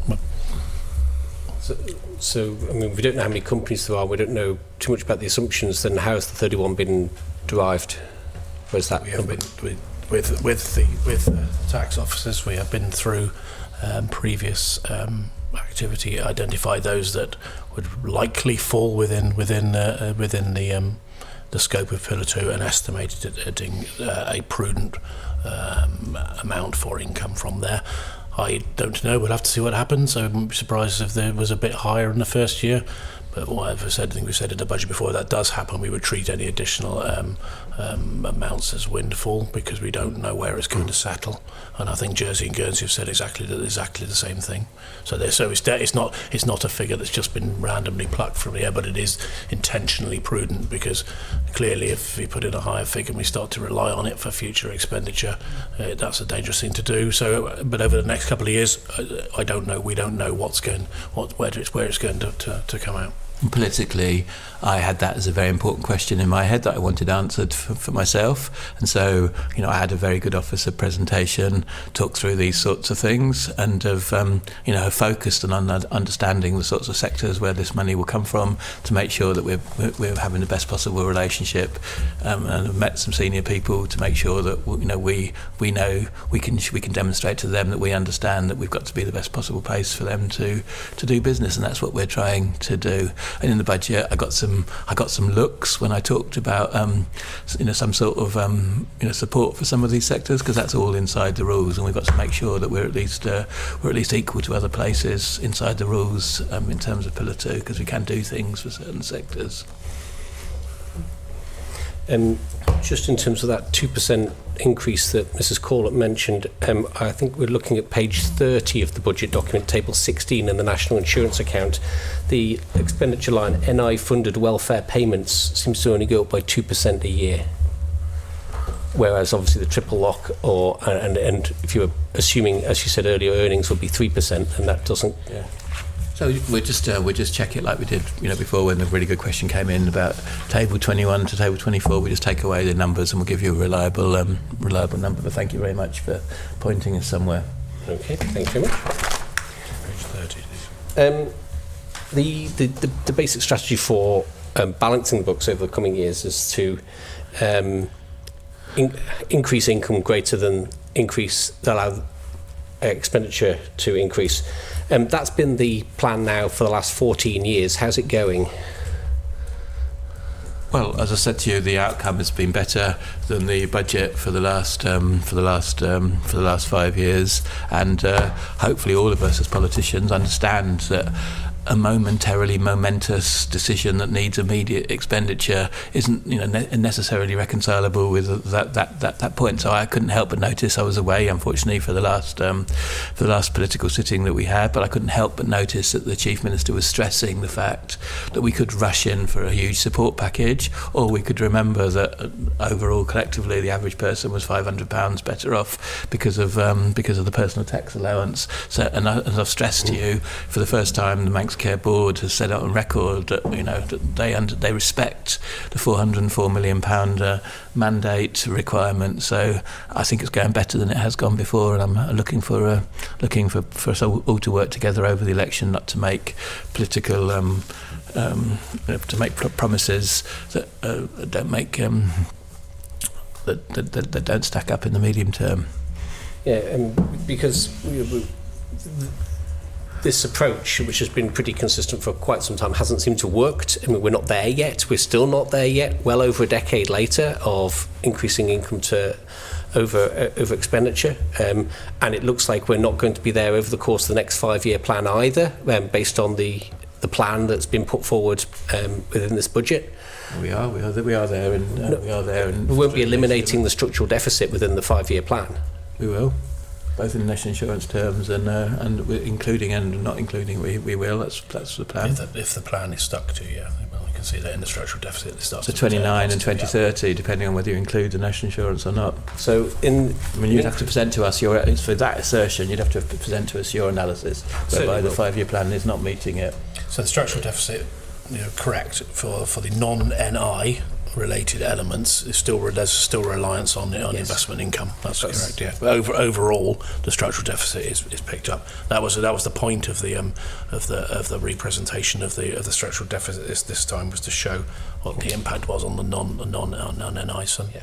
And still looking at drawing down sort of almost £55 million from reserves as well. I mean, it is a political question, so I'm not going to answer it on the political elements of it. But I guess when we're putting the budget together, there are different options that any government will consider in how it wishes to address the structural deficit. It's interesting, when you look at the work from Moody's and others, that there is a structural deficit. Structural deficit doesn't necessarily mean that you're not in a good financial position. It just means there's a threat to your position in the future, and you need to be able to manage it. And many jurisdictions operate on a structural deficit, and in fact our borrowing is extremely low compared to others. But what are the options you have? You have a kind of a steady hand on the tiller, I guess, is one way you could kind of say that this is like, and it's a gradual thing without immediate shock. Another way is to bring in a more income. So to take more out of the economy, if you like, bring in different taxes. Another one is to cut expenditure dramatically and push for austerity, or I guess a mixture of those two things. So those are discussions that take place, when you're looking at how to come forward. This is the one. I think, looking at the analogy of how has the mid-term financial strategy worked, it was working really quite well up until COVID. Clearly that the activities that have taken place since 2020, and there's been a significant increase in healthcare costs since then, as well as volatility around inflation and other things, has kicked it back. I guess their political judgments. If you look over the last 5 years about how have we been doing, when you look at our total income, including our investment returns, it's higher than our expenditure, including capital. But if you take out the investment returns, it's not so pretty. So you are, in real terms, starting to deplete the reserves. Their real value is lower, obviously, than it would have been 10 years ago. So it's a political choice. But there are some significant consequences, I guess, from moving to a different approach. So, Minister. Yeah. So the fly in the ointment of the general plan has been that spending just hasn't been able to be kept down. I mean, and this budget introduces a supplies and services increase of 1%, when you're predicting, I think you said 2%.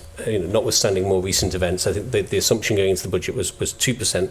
And this has been pretty much the case, though, again, for over a decade, where the rather blunt instrument of just giving a below inflation increase into the supplies and services budget. I mean, how realistic and sustainable is that after 10 years? I mean, it's actually been very successful. If you map back what inflation has been and the amount of increase, I guess the departments might say, well, it's death by a thousand cuts.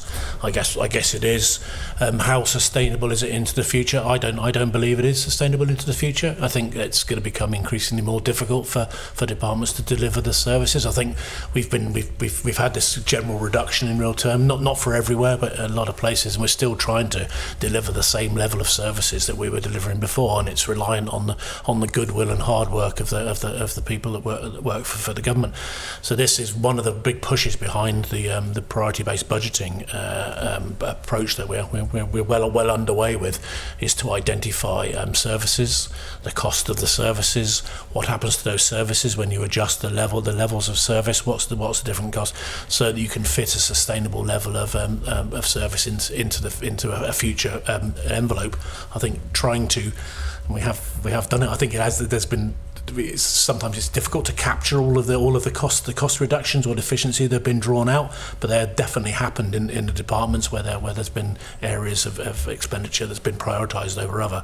But moving forward, I think there'll have to be a much more kind of systematic approach to the design of services. I think that's a big. That's the minister said. What's an issue for the election? I think that's a big issue for the next administration, is to determine what do the services look like, where are the priorities for the services.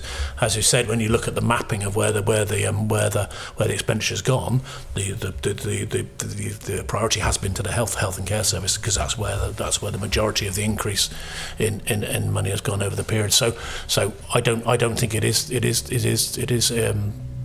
sustainable without some review of service levels, and if those and that again is a judgment call. I guess it's how do you fund those services? Do you say, well, there's a user pays approach to delivery of some services? Do you look at some of the subsidisation elements that are happening there, or do you say, well, it's a taxpayer delivered, therefore there needs to be more taxation drawn from the economy in one way or another?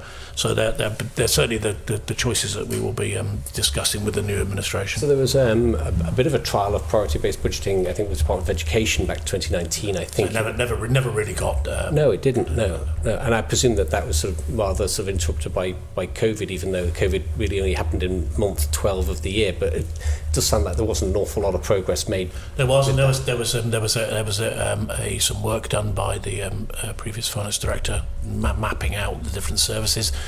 We then made an appointment for advisors to come in and help us. We made that appointment in March 2020, and for obvious reasons it never got anywhere. We have appointed EY. There's 2 stages. There's 3 stages to the approach that we're bringing through. I think some of you may have seen the tender that went out. One was about gathering the information on the type of services and what they are and the costs, because that's something that we haven't had for a while. So that stage 1 is complete. So we now have a kind of taxonomy, not of every service, but of a good representation of services across the departments. The next stage that they're going through now is working with the departments to say what happens in different scenarios. If you've got service X and it's been delivered at a gold level, what does it look like a silver? What does it look like a bronze? What does it look like at an absolute? If you stop it, to map that, then when all the information is together, that should give a kind of it's useful for members as well, not just members of departments and council ministers, to be able to see this spread and where the costs are.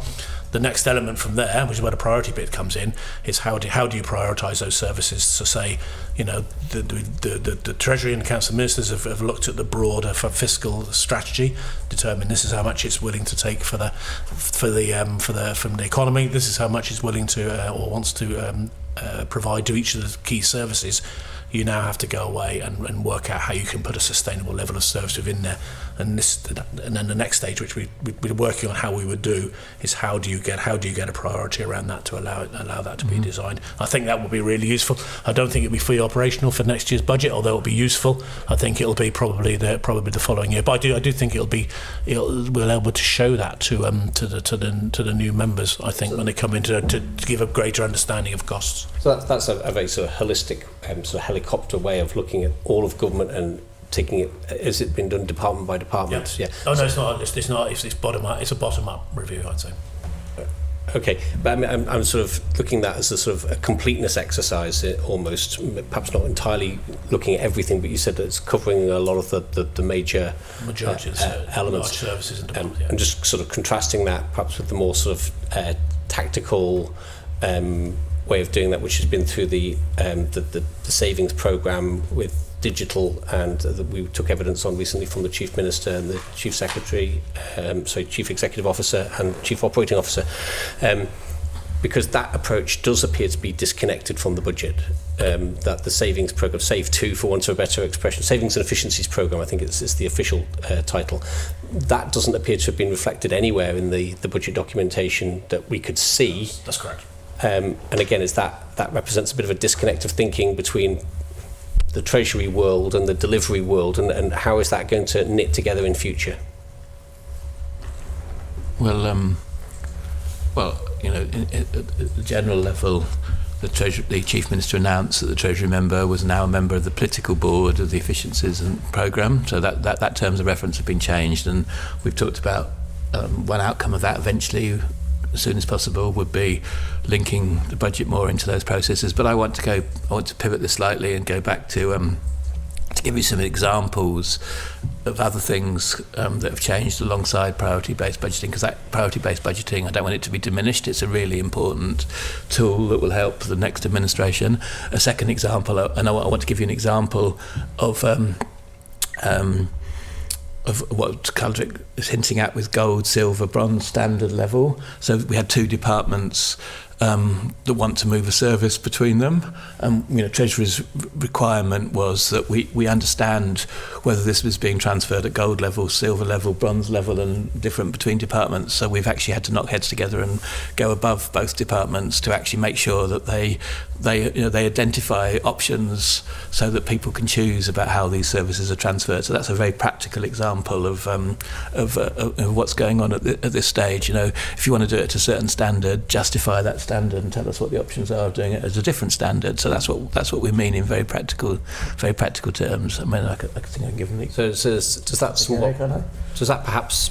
So basically, I'm talking about on island non-essential patient transfer. There's lots of choices about the standard at which that's done, and we're really insisting on actually understanding expectations of people and expectations of providers. And whose decision is that ultimately going to be in terms of what standard it operates at? Well, everybody wants the service to move from where it is at the moment to where it needs to be, and we want to make sure that the public purse is protected, and public and politicians' expectations and public servants' expectations are managed properly. So ultimately, I guess this will go to the council ministers first, and then it'll end up on in terms of it'll end up in Tynwald as a transfer of functions. I don't think it needs a transfer. It doesn't need a transfer of functions. We're talking about changing service standards, for example. Is that going to be a decision that's ultimately made by the department who's delivering it, or is that going to be a Treasury decision? At this stage, we just want options, and we want costed options, and we want funded that costed and so on. In line with the priority-based budgeting tool, is to allow the departments to be able to prioritise. And we've insisted we're not cutting corners. We want to know the standards and the options. We're not just approving it because it's politically necessary to approve it. We want to know the standards, and we've insisted on that, and that's been in my time. The other point I wanted to make to you is that I don't want you to underestimate the embedding of Treasury officers in nearly all of the departments in terms of doing so. I think you can see that in terms of this year's budget bids. The proportion of bids that were funded is greater than it has been in the past, because the Treasury has now got people working inside the criteria that are going to be accepted. So that the result of that has been that the proportion of bids that's been accepted has been pointed. You want to move, obviously, with our policy of funding capital projects. Ultimately that has to come from general revenue, and consequently, we've got all sorts of work going on to do that, and I think that some of that's slightly misunderstood. The project development fund process is about working out the costs and working out the risks and working out the delivery schedule, and then working through the process, and that's becoming better understood. We have 29 or whatever it is projects in the PDF process. That doesn't necessarily mean that all of them will come out of the PDF process necessarily, funded at the level, so that these are processes that are changing, fundamentally transforming the way that the budget process works effectively, because it's different from the past. It was a very interesting deviation. The question I asked you was about how the Savings and Efficiencies Programme is going to knit into future budgets, because this year it hasn't done. You've tried to focus entirely on that point, making a political reference to the Chief Minister having come along here earlier. I'm just trying to say that the budget and the public finances and the use of public finances is controlled in many, many other ways alongside that one. I've given you some examples of it. Okay, I think what I'm looking for is some sort of assurance about sort of joined up thinking going forward that it will, if these sort of plans do get reflected in the budget, so that Tynwald members don't look at the budget and go, well, that's that, but also you've then got to add in or take off another plan that's going on over here. So the activity that any cost savings that arise from the efficiency programme will help the departments meet their targets. There is no, as there might have been in the past, unallocated savings target hidden anywhere within the budget lines. Okay. And what role does Treasury have overall in assisting departments in sort of gaining value for money? I think we've talked a bit about that in the priority-based budgeting process there, but in terms of the support that it offers, in terms of offering that value for money aspect. So it's the accounting officers are responsible for the delivery of value for money. That's made very clear in the financial regulations. I guess there's financial business partners that are part of the financial advisory service that work with the departments around there. In terms of, do you mean specific support? Do you mean in terms of access to resource or anything? Expertise, I think, rather than anything else. Through the finance business partners. Yeah, but there's more than that. Like, Treasury has got a very important project called the One Government Estate, which is coming to Tynwald very, very soon, and that's to help departments collectively and individually make the best use of the public funds they have by optimising and making more efficient the use of the property portfolio, and presumably that's what PSC and all of that does in terms of HR, contributes to it, and so on. So, Treasury's, along with other bodies and other activities, is trying to get efficiencies in other ways other than just through the government efficiencies. Certainly through the efficiency programme in terms of digitalisation, which obviously you'd have had information on from chief executive, etc. There's advice, there is resource made available to look at those elements. Yeah, and Treasury's got the benefit of funds inside the Pink Book for all of our systems, because our systems are quite aged in terms of IT and the like, and we are trying to transform those systems. It's a difficult process, but that's something that we're doing, and we expect equally that other people to be doing that, and many of the departments have stepped up to that challenge. I must admit, I haven't really sort of come ready to talk about the One Government Estate. It does seem like an interesting project, but one of the things you've talked about was that capital spend hasn't been delivered over the last few years, and I don't know if Treasury have looked at the way that this is working or not working as to why capital spend has not come forward, whether that's a consistent failing across departments, whether it's Treasury's own processes in sort of sending things back to departments, or where the log jams and where the hurdles seem to be in that process. Technical answer first. Yeah, so fine. I think it's a fair challenge. Obviously, the process was changed. There were problems with the previous approach, where you had a kind of log jam, didn't you, in the capital programme? You had hundreds and millions of pounds worth of schemes that probably weren't based on anything that was a particular. Wasn't particularly robust in terms of where they come from, and the likelihood of being delivered was quite low. So there was a change made. I think it was 2022, 23. I think. Yeah, I have the opposite problem where only one capital scheme has actually emerged out of the project development fund. So the idea was, though, that and certainly I don't know, there was discussions with Jersey at the time, and the way they do it was to put in the project development funding to allow the schemes to be built, to be worked up with more precision, to understand, the risks around them, so you didn't get so you get more assurance that the schemes are going to be delivered within budget upon time. Yes, this has been very slow coming through. The minister, what should I tell you, was commissioning a review from the chair of the major project board to review our process to see if we can find out what the issue is. Because clearly, you would say you would expect it to be more investment. I guess, and there's another piece of work that's been done around brownfield site regeneration. The costs of construction have increased significantly in the last last few years, and so where something was viable or could fit within a potential financial envelope 5 years ago, that's much more challenging now.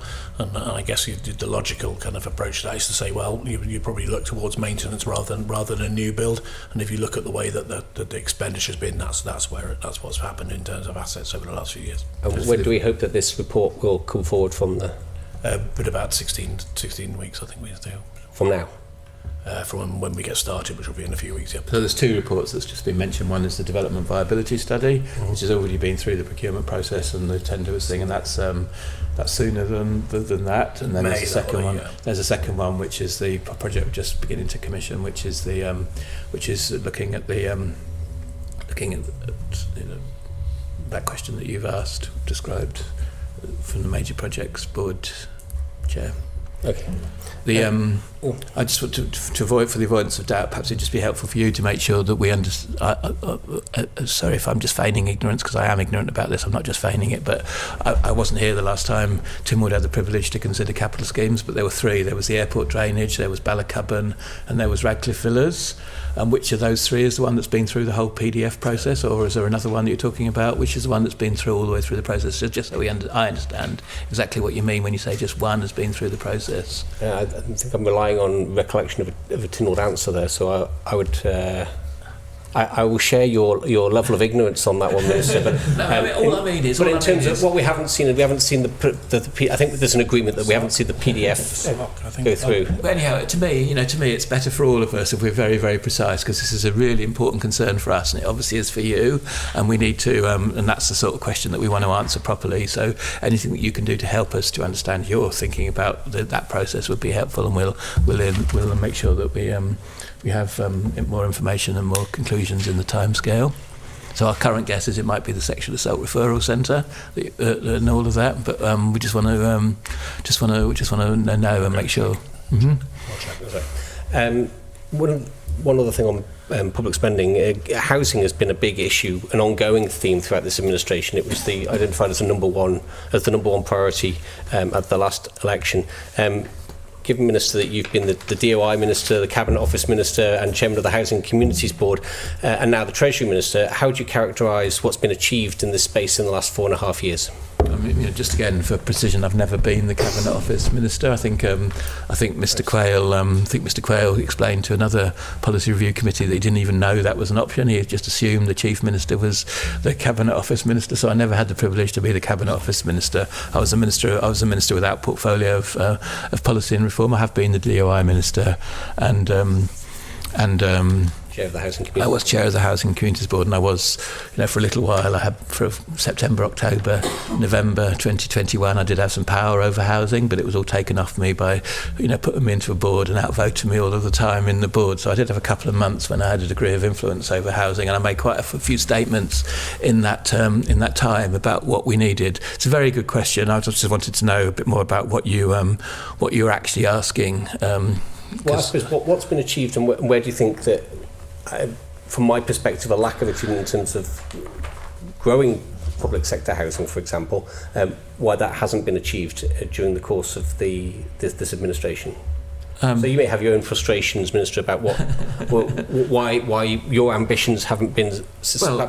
Where we are now is we have the Manx Development Corporation and the Island Infrastructure Scheme, and I've said to you that's under review as part of the development viability study, and the Chief Financial Officer has suggested one of the most important issues is additional construction costs. So we are considering why they haven't been able to develop more affordable housing and just develop more, in fact. So that's one of the questions that's under review, and we're trying to get an independent review. I do have my own thoughts, but I'm evidence-based, and I'm looking to get that report. And we've told you the timescale is May, June, so we do hope that we have more information available at the end of that to help you and other politicians and the public beyond that make choices. In terms of local authorities, obviously the big change has been that the rules are still the same, but as I understand it from answers I had when I was a backbencher, but we now have the Housing Deficiency Fund inside Treasury,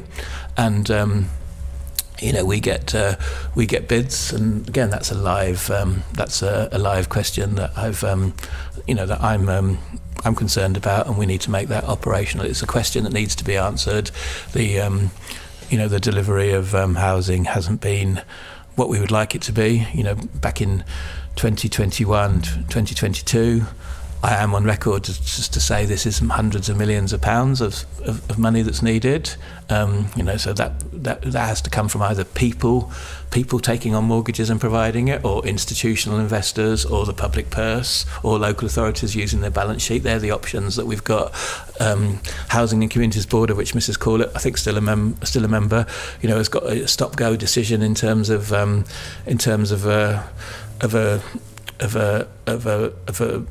policy of renting and buying and all of that. There are all sorts of options that could come out, and it is true this administration, this House of Keys, hasn't achieved as much as I'm sure all members would have wanted to achieve, and we've got to make sure the next one doesn't let us down as well. So again, just in terms of your analysis, where do you think that problem has arisen? There wasn't really. I mean, the number one priority, as directed by council ministers to the Housing and Communities Board chair, was tackle homelessness, and all the money that's come from the Housing and Communities Board money has really been on homelessness, as far as I know. Plus, in the end, we didn't even finance the objective assessment of housing need, which isn't really objective because it assumes certain things happen, and then let's carry on from that assumption. So, essentially, we've got to find a rational way of doing it. I have been having my own discussions with banks, with lenders, with what the covenants mean as Treasury Minister, and I do think this is going to be an important issue for us. And essentially, funding's got to be created for it. Where we are in Treasury at the moment is we've got 8.5 million. We need to make sure we're using that in the right way. There's also the housing reserve, which is separate. We've got Ballacubban down south that hasn't progressed as quickly as people would have liked. We've got Jerby that hasn't progressed as quickly as people would have liked. It's a catalogue of underachievement, and I think the next lot need to do better. And that's us, I hope, because I hope we're all here and acknowledge that we didn't do it as well as we should have done this time. With regards to the Newcastle Russian High School, will a capital vote come in June as promised? No, it's very unlikely. July? Very unlikely. Who made that promise again? I'm just reminding myself. Was it Mr. Randall, the Chief Financial Officer? Was it? The previous minister. I think it's very unlikely that will happen. Where are we then in terms of the project? So the project development fund process and the project management process and development viability are all on the table. Everything's costing more than people would like. In the last couple of months, since we most recently discussed this, there's been a perception that there's even more cost pressure now than there was even a couple of months ago in terms of freight and in terms of construction materials and the like. So we all know that Castle Russian High School work's needed. We all know that QE2 stem block is a pressing problem. We all know that Henry Bloom Noble is halfway through. The phase 1 demolitions happened, but phase 2 hasn't happened as yet. We all know that there's another school that Tynwald had a report about called Park Road, on the Park Road site. There's all sorts of education projects. The challenge I gave to Treasury officers is we need to know what the structural, the strategic infrastructure requirements are across education, across healthcare, across infrastructure, and then we need to know what the envelope is that we need to be able to finance over the next 10 years, because this is all strategically necessary, and then we need to work out a way of financing it. So I think we've got a project going on, A, to identify what we need and how much it's going to cost, and B, how we can finance it and options for financing it, and that's what needs to come back to Tynwald eventually. In January, when you took on the role, we had a clear timetable in place. June was identified as a key point. I haven't slowed down the timetable that was in place. Yeah, and I'll give you an update in writing when you think they are. My understanding is I think that's going to be challenging to do that, but I can give you an update. We're doing everything we can, and I haven't slowed down the timetable. I haven't been involved in the timetable. I mean, I've been along to the same meetings that you've been along to, Mr. Morehouse, Mr. Watson, Mr. Speaker. You know, we've got good people involved in the project. We, you know, because it's a different type of project from Liverpool, we're using a different system of negotiations at this stage. You know. The costs are linked to the design. We'll give you a written update if you request one. So in terms of your current position, it's been made in isolation by Treasury without going back to all the other people who are involved in the project? That's not the case. That's not the case. I mean, I attend the same meetings as you, organised by DOI's project management unit. But when we last met, there was optimism and there was a forward movement. I'm always optimistic. There's definitely forward movement. I just think getting it through the process in time will be challenging. But I'll give you an update on where it is. And how quickly can that update be given, please? I'll try and do it as soon as I can. And it's, you know, the education department, I really feel for them. They're changing chief executive at the moment. That's public, and they have all sorts of projects. And what I want them to be completely clear in their own minds about is, you know, what their choices are and what needs to be done. If you've got a dangerous situation, it's different from an unpleasant situation. The dangerous situation sadly needs to be dealt with before the unpleasant situation, and then there's different ways of dealing with the unpleasant situation and the dangerous situation. And that's what the PDF process is all about. And given the optimism that was in place at the start of the year, have the team been informed of the changes, or has that just happened in the last 5 minutes? Changes, please. Just in terms of the slowed timetable. No, there is no changes. There's no changes. The timetable's the same. I just think that we've struggled to get it. So there is still a possibility if things calm down that something could be in place I don't think by it's July. down. I think it's getting everything through the process. I'll give them. I'm just talking from a brief chat. Let me give you some more detailed information on that. But we're not writing it off yet. No, I said I think it'll be challenging. Is what I said to you. That's how we can do it. Well, I mean, I'm being honest. I'm not going to promise you. I need your constituents to understand. I mean, what you've got in the PDF process is 3.5 or whatever it is million for the project development process. You know, you're doing really well. The process is working. We'll actually have a reliable estimate related to the design, the actual design, and then we'll have options and choices for you. And I absolutely categorically that you'll see absolutely everything that's resulted from the process that I believe is better than it was. And you know, what we've also said is that we're asking ourselves to review our overall project management process as well as our capital allocation process, the project development funding process. And you know, Castle Rushen High School is a very important project. Could you give us an idea as to how much money Treasury's put aside for Castle Rushen in terms of indicatively, in order to, because you will have ideas as to where your capital budget's going over the next few years. How much have you put aside as a cap or as a amount put aside for that particular project? But that you know, I'm going to take that answer and give you the answer because it'll, you know, it's probably the sort of thing that will be repeated. But we don't have, as I explained very clearly around the budget time, we don't have as yet a cost envelope because of where we are in the project development fund process. The Pink Book is very clear, the amount of money that's been approved for expenditure on the excellent process that's going on, that I really do hope results in the June deadline being met, and then that will identify for us the cost, the envelope, the options that we've got, and then collectively we'll decide them. You know, you can take, as Southern members, you can take the credit for having got got as far as you've got. The project development fund process might need improving, but you know, there are many other projects that are desperately in need of money. I mean, I'm getting healthcare. You know, there are many issues in healthcare that I'm getting requests for ministerial decisions in 2 days' time on in terms of healthcare.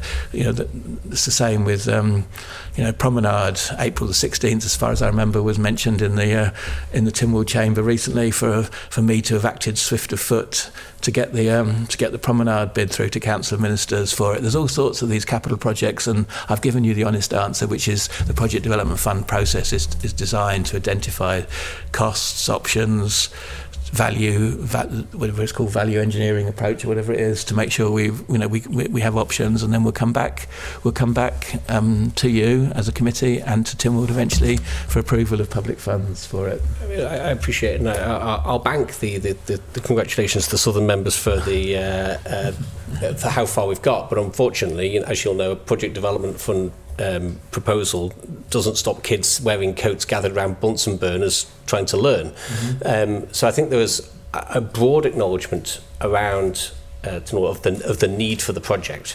What I was perhaps interested in your comments earlier about financing, and whether those things are connected, whether there is only so much money in the pot, and if something goes above the amount that you have in your mind, which you haven't yet shared with us in terms of that amount. It's in the pink book. We've got an annual expenditure of 50 million, and all of that in the pink book. For this project is what I'm talking about. We haven't got that as yet, because we rely on the PDF process to tell us how much it is. The PDF budget will tell us what the estimated cost of the project is, but it's not going to tell anyone else how much you think is going to be available for this project, and they're two different things, and one is more in your control than the other.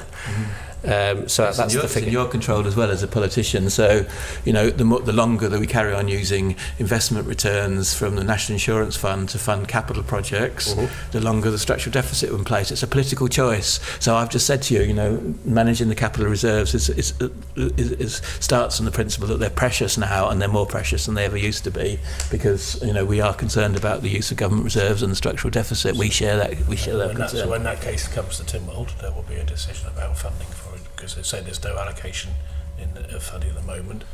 There will be a decision about how that is funded as well. And I suppose what I'm trying to work out is how that decision process works between the finalisation of the project development fund process within the departments of education infrastructure, producing that work and saying, here we go, this is the project it's going to cost.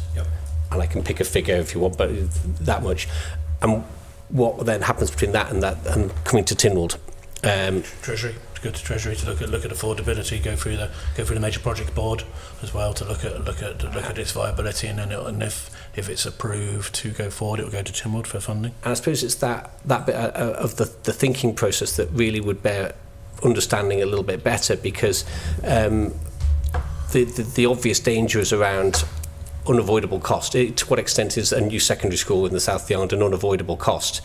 And have we, by kicking it down the road at least three times previously, been guilty of, within the administrative process, making sure that it costs even more now than it would have done if it had been built 5 or 10 years ago? I mean, it was sort of definitely on the cards as probably needing to be done when I was there, and that's far longer ago than any of us would care to think about. So that I think is the thinking process that I'd like to understand more, because it seems easier administratively to kick it down the road for being too expensive, but when it does come back, it's just going to cost even more money. So what's the figure in your head? How much is it going to cost? Well, I'm not a quantity surveyor. I don't know what it costs to build a school, but what I would hope for as Treasury Ministers, you might have some idea in your mind as to how much there would be available for it. Well, no, because the first stage, I mean, we can make money available if it goes after the end of the process, subject to the will of Tynwald, because obviously that's the way that the Treasury Act is written in terms of use of public funds. But so the project development fund process is working through. You both the Southern members here and the Public Accounts Committee know of the way that the project is being developed. The public knows that because there have been press releases about the way this is being done. There's been a procurement process.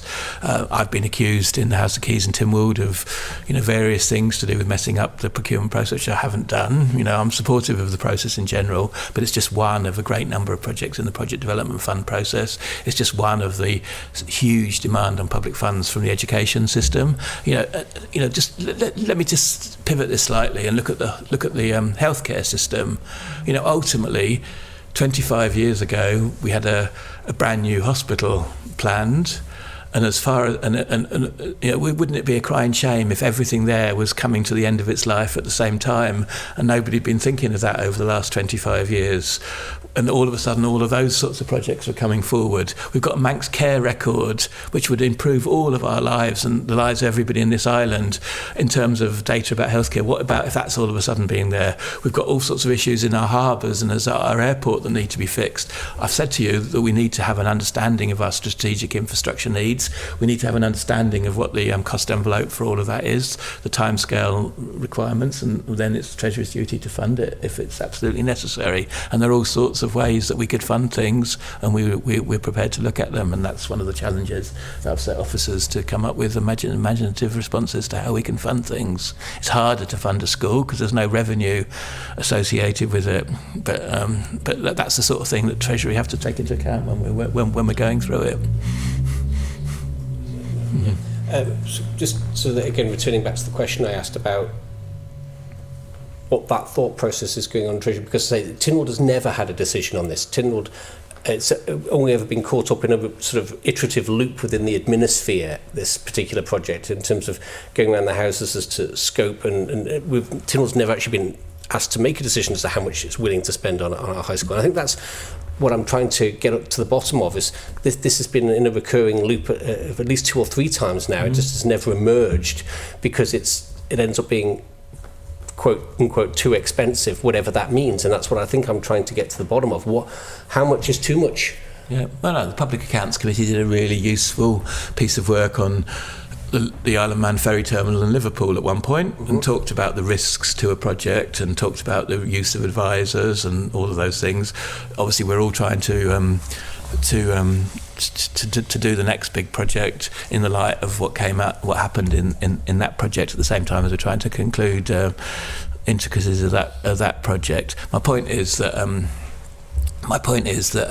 I completely accept your challenge, which is that we've got to give Tynwald, you know, the cost framework, and I do think the PDF process will allow us to do that, because there is always the option to maintain it for another 5 years and then build it in 5 years' time. There is that option. I just made up that period. I just made up that option as to change it. But what we need is options. We just need options. I'm hoping that comes out of the PDF process.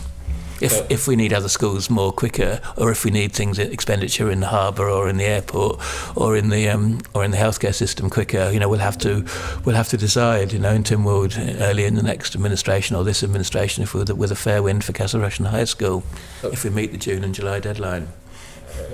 I appreciate the sort of important versus urgent matrix. The trouble is that that's not published anywhere. There's absolutely nothing for anyone to go on as to where any project fits in that matrix, is there?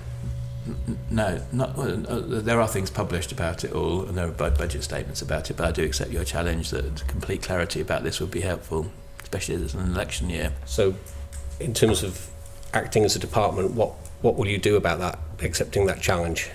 Well, as I said to you, I have challenged the officers to complete the review on strategic infrastructure needs assessment, and so it'll be a key output from one government estate in terms of looking and at the one government state. I hope you'll all support it. Needs for each of the different departments. I hope you support it. You know, we talk about the project management unit inside that as being a possibly subsequent project inside that one. Once we've embedded in that one, I really do hope that you'll support it when it comes to Tynwald in April. I'll resist the opportunity to go down that rabbit hole at this particular point because I haven't put all that particular material with me, and you may not either. You talk about the government property trustees, and I do think it was better in those days when the government property trustees had a single view, and they were making rational decisions about what the island really needed and what the island could really afford. And we want to get back to that situation where we actually have the requirements for healthcare, for education, for infrastructure, and all of those things, and then we actually, you know, politics doesn't overly influence objectively what we need for a strategic infrastructure. Thanks for putting the snare over the rabbit hole, but I'm not wandering in. I'm going to let Mr. Mercer pick up some questions. Just picking up on the Manx Care and the health angle. Just in terms of the Department of Health and Social Care, the Manx Care overspend, what did the Manx public get for the extra money? Which overspend specifically? I think it's a technical question. I'm not in a position to answer that. Well, Which overspend exactly? let's go with the most recent overspend. Which is what? Last You mean 25, 26? Well, as I say, I think that is a question for the department. I'm sure they'd be delighted. But what I can say is, you know, we have in my time. I can only report on what's happened since whichever day it was in January when I joined. It has been very intensive, the discussions with Department of Health and Social Care, and we have focused on governance, and we have focused on control and realistic expectations, and we have been making structural progress on that. So I think it's that, you know, you kindly shared that was one of the question areas you were going to ask for us, and you've answered. We had already taken the similar approach to the one that you've hinted at that you believe in from the way you framed your question topic area. We do think financial governance is a crucial part of it, and that's perhaps been underestimated in the past. Yeah, I mean, perhaps on the technical side, it'd be good for us to understand what tools Treasury are using to improve that financial governance within DHSC. So the budget's allocated to the department. Yep, the department then allocates that into Manx Care in line with the mandate and operational plan. And there's a lot of focus been put into that plan this year to make sure that that Manx Care delivers what it's intended to do. You'd have to ask them about that in more detail. That's part of what they're doing. The department has also placed a financial improvement individual in there with a team which Treasury has also funded, and there are some details of the financial recovery programme which I could share with you at a later date to give the details, because I won't give them there. But certainly there's a focus on there. The other thing as well is again monthly scrutiny panels. So, I mean, we've had 4 years of overspends at Manx Care. Do you finally feel that the tools are now there to make sure that there is sufficient robust financial control to prevent overspending rather than just being landed with a bill at the end of the year? Or is there still more that needs to be done in order to provide the right tools and framework to make sure, to absolutely ensure that Manx Care is going to meet its financial targets? Or certainly expenditure targets. I don't know. I'll get corrected from a technical point of view, but I think the tools are always there, and it's been a political issue. So I've asked that question, and I've tried to work with the healthcare minister and with all others involved to try and understand what's gone wrong in the past. Mm-hmm. And when I read things like, you know, I fully agree with your sentiments around budgetary control and financial discipline, but I would also add that we must maintain confidence for now in the board of Manx Care as an arm's length body of the department to be given the space to deliver on this. You know, basically saying that you can't go and challenge the Manx Care board as yet. So, you know, looking back, it was what was that you just cited? Sorry. What's that? What was that thing you just cited? Correspondence I've seen from the from the healthcare minister, you know, to the Treasury minister, you know, just to say the time wasn't right to go and do these sorts of things. So, you know, it's in 24. In 24. So therefore, you know, what I'm suggesting is I think perhaps the tools were always there. Now there has to be the political will there, and I do think, you know, from what I've said, that's what the post-budget people heard. That I've really got it in for making sure that the board steps up to the mark, because, you know, we're serious. The public purse in the Isle of Man can't be used, the majority of it, to actually pay for the healthcare system. You know, once we get over 50%, we're in a ridiculous situation, and we're getting quite close to a huge amount of our resources going on healthcare provision. Mrs. Court. Thank you. I've got to follow up on the fact that you've said a few times in this session that Manx Care respect and are committed to the budget for the first time. Yeah.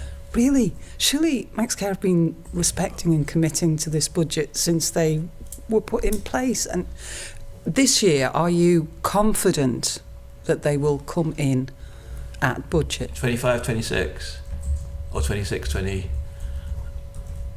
Or 26, 27? What do you mean by this year? Well, the year we're in is 26, 27. That we're in now. I'm more I mean, they won't come in on budget on 25, 26. That's clear. There will be a requirement for a supplementary vote for 25, 26. And for me, you know, 1st of April 2026 has to be change of the the new era. We're perfectly up. I have turned down requests for use of contingency funds. I've put things into the PDF process already. That's about capital, which ultimately affects revenue in the future. In terms of revenue bids, we have to get everybody around involved to accept that whatever political tricks played, we have to understand that there's a degree of solidity. So it'll have political consequences for all of us as politicians. Changing the standard of the service will impact people. I think everybody knows that I'm a beneficiary of. I have a disabled child, and I've had respite over the years through that. Respite for people at hospice is not being classified as a core service. So I've had the letter, like many other Manx people, to say you won't be getting any respite, and that's the sort of thing that there'll be lots of people. I've got it. There'll be lots of people getting that sort of letter, and that's the consequence. Of course, we can give hospice, Crossroads, breast cancer charities more money, but it's all having an impact, and if it's coming from the same budget, it's all got an impact. So we are looking at difficult times for us as politicians, because the role of a politician is balancing public service, public revenue collection. And surely that's where commissioning comes in, where you buy the service you want rather than granting for whatever. Is there anything technical you wanted to add? Right. Someone else decides to supply. I'm confident that Mexico are coming on budget, and unfortunately we'd have to say that the jury's still out on that one. But it's certainly in terms of the focus and activity within the department, determination that's being shown to address this issue, the board tackling it, the financial recovery programme picking up. That's the right noises. It's very true. There's analysis of controllable costs, non-controllable costs. The healthcare system on the Isle of Man isn't unique, and the UK is certainly in a difficult situation with this in controlling budgets. But let's hope so. We'll certainly work closely with the department and hope to keep hope that they can do that. Okay. Mr. Mercer, you done? That's it from me. Mr. White. An alternative question, or else in the last 15 minutes, the emphasis has changed in terms of costs and challenges. One of the biggest cost areas that hasn't been mentioned today is the MUA's project for the turbines. Given the new emphasis that's taking place in Treasury, have discussions taken place about that project? Is this offshore or onshore? The onshore project and the spending there. No, you make that's a really good question. That's a really good question that you ask. And, it's the sort of thing the Treasury Minister would ask himself when he was, the privilege of taking on that role and the like. Something's got to make sense. Having planning permission is one thing, but making sense financially is a second thing, and the third thing is making sure it's actually deliverable according to any planning permission it might have. So all these questions are questions that the Treasury Minister would be asking himself as well. Okay. Mr. Warren, I don't know if anything that you'd like to... Yeah. I don't know if there's anything else you'd like to add at this point. No, just to thank the committee for the way that you've approached the hearing. It must be really hard, for you to get the tone right. The Public Accounts Committee spirit, because obviously nobody voted against the budget, as far as I can see, between 2001 and 2007. Now it's become, lots of people vote against budgets all of the time. It was harder and harder for the Public Accounts Committee to fulfil its role, and I wanted to congratulate you on having treated us in the way that you have, because I think I've felt as if it's not been overly political, because that's not the way we wanted it. We wanted it to be investigative, and it would have been even better from our point of view if we could have had more specific questions, rather than Tuesday, Wednesday. But I want to thank your secretary, your clerk, for having provided us an indication, and we're very pleased to provide extra information around focus questions. Well, thank you. And it is, speaking now, if I put my hat on as chairman of the Commonwealth Association of Public Accounts Committees, it's a very important principle that public accounts committees should remain apolitical as far as is absolutely possible, because it adds strength to the recommendations that then come out of any deliberations that the committee has. But I thank you for acknowledging that. It's really important. Thank you, Minister and officers, for your time today. That's been very helpful, and the committee will now sit in private. Thank you.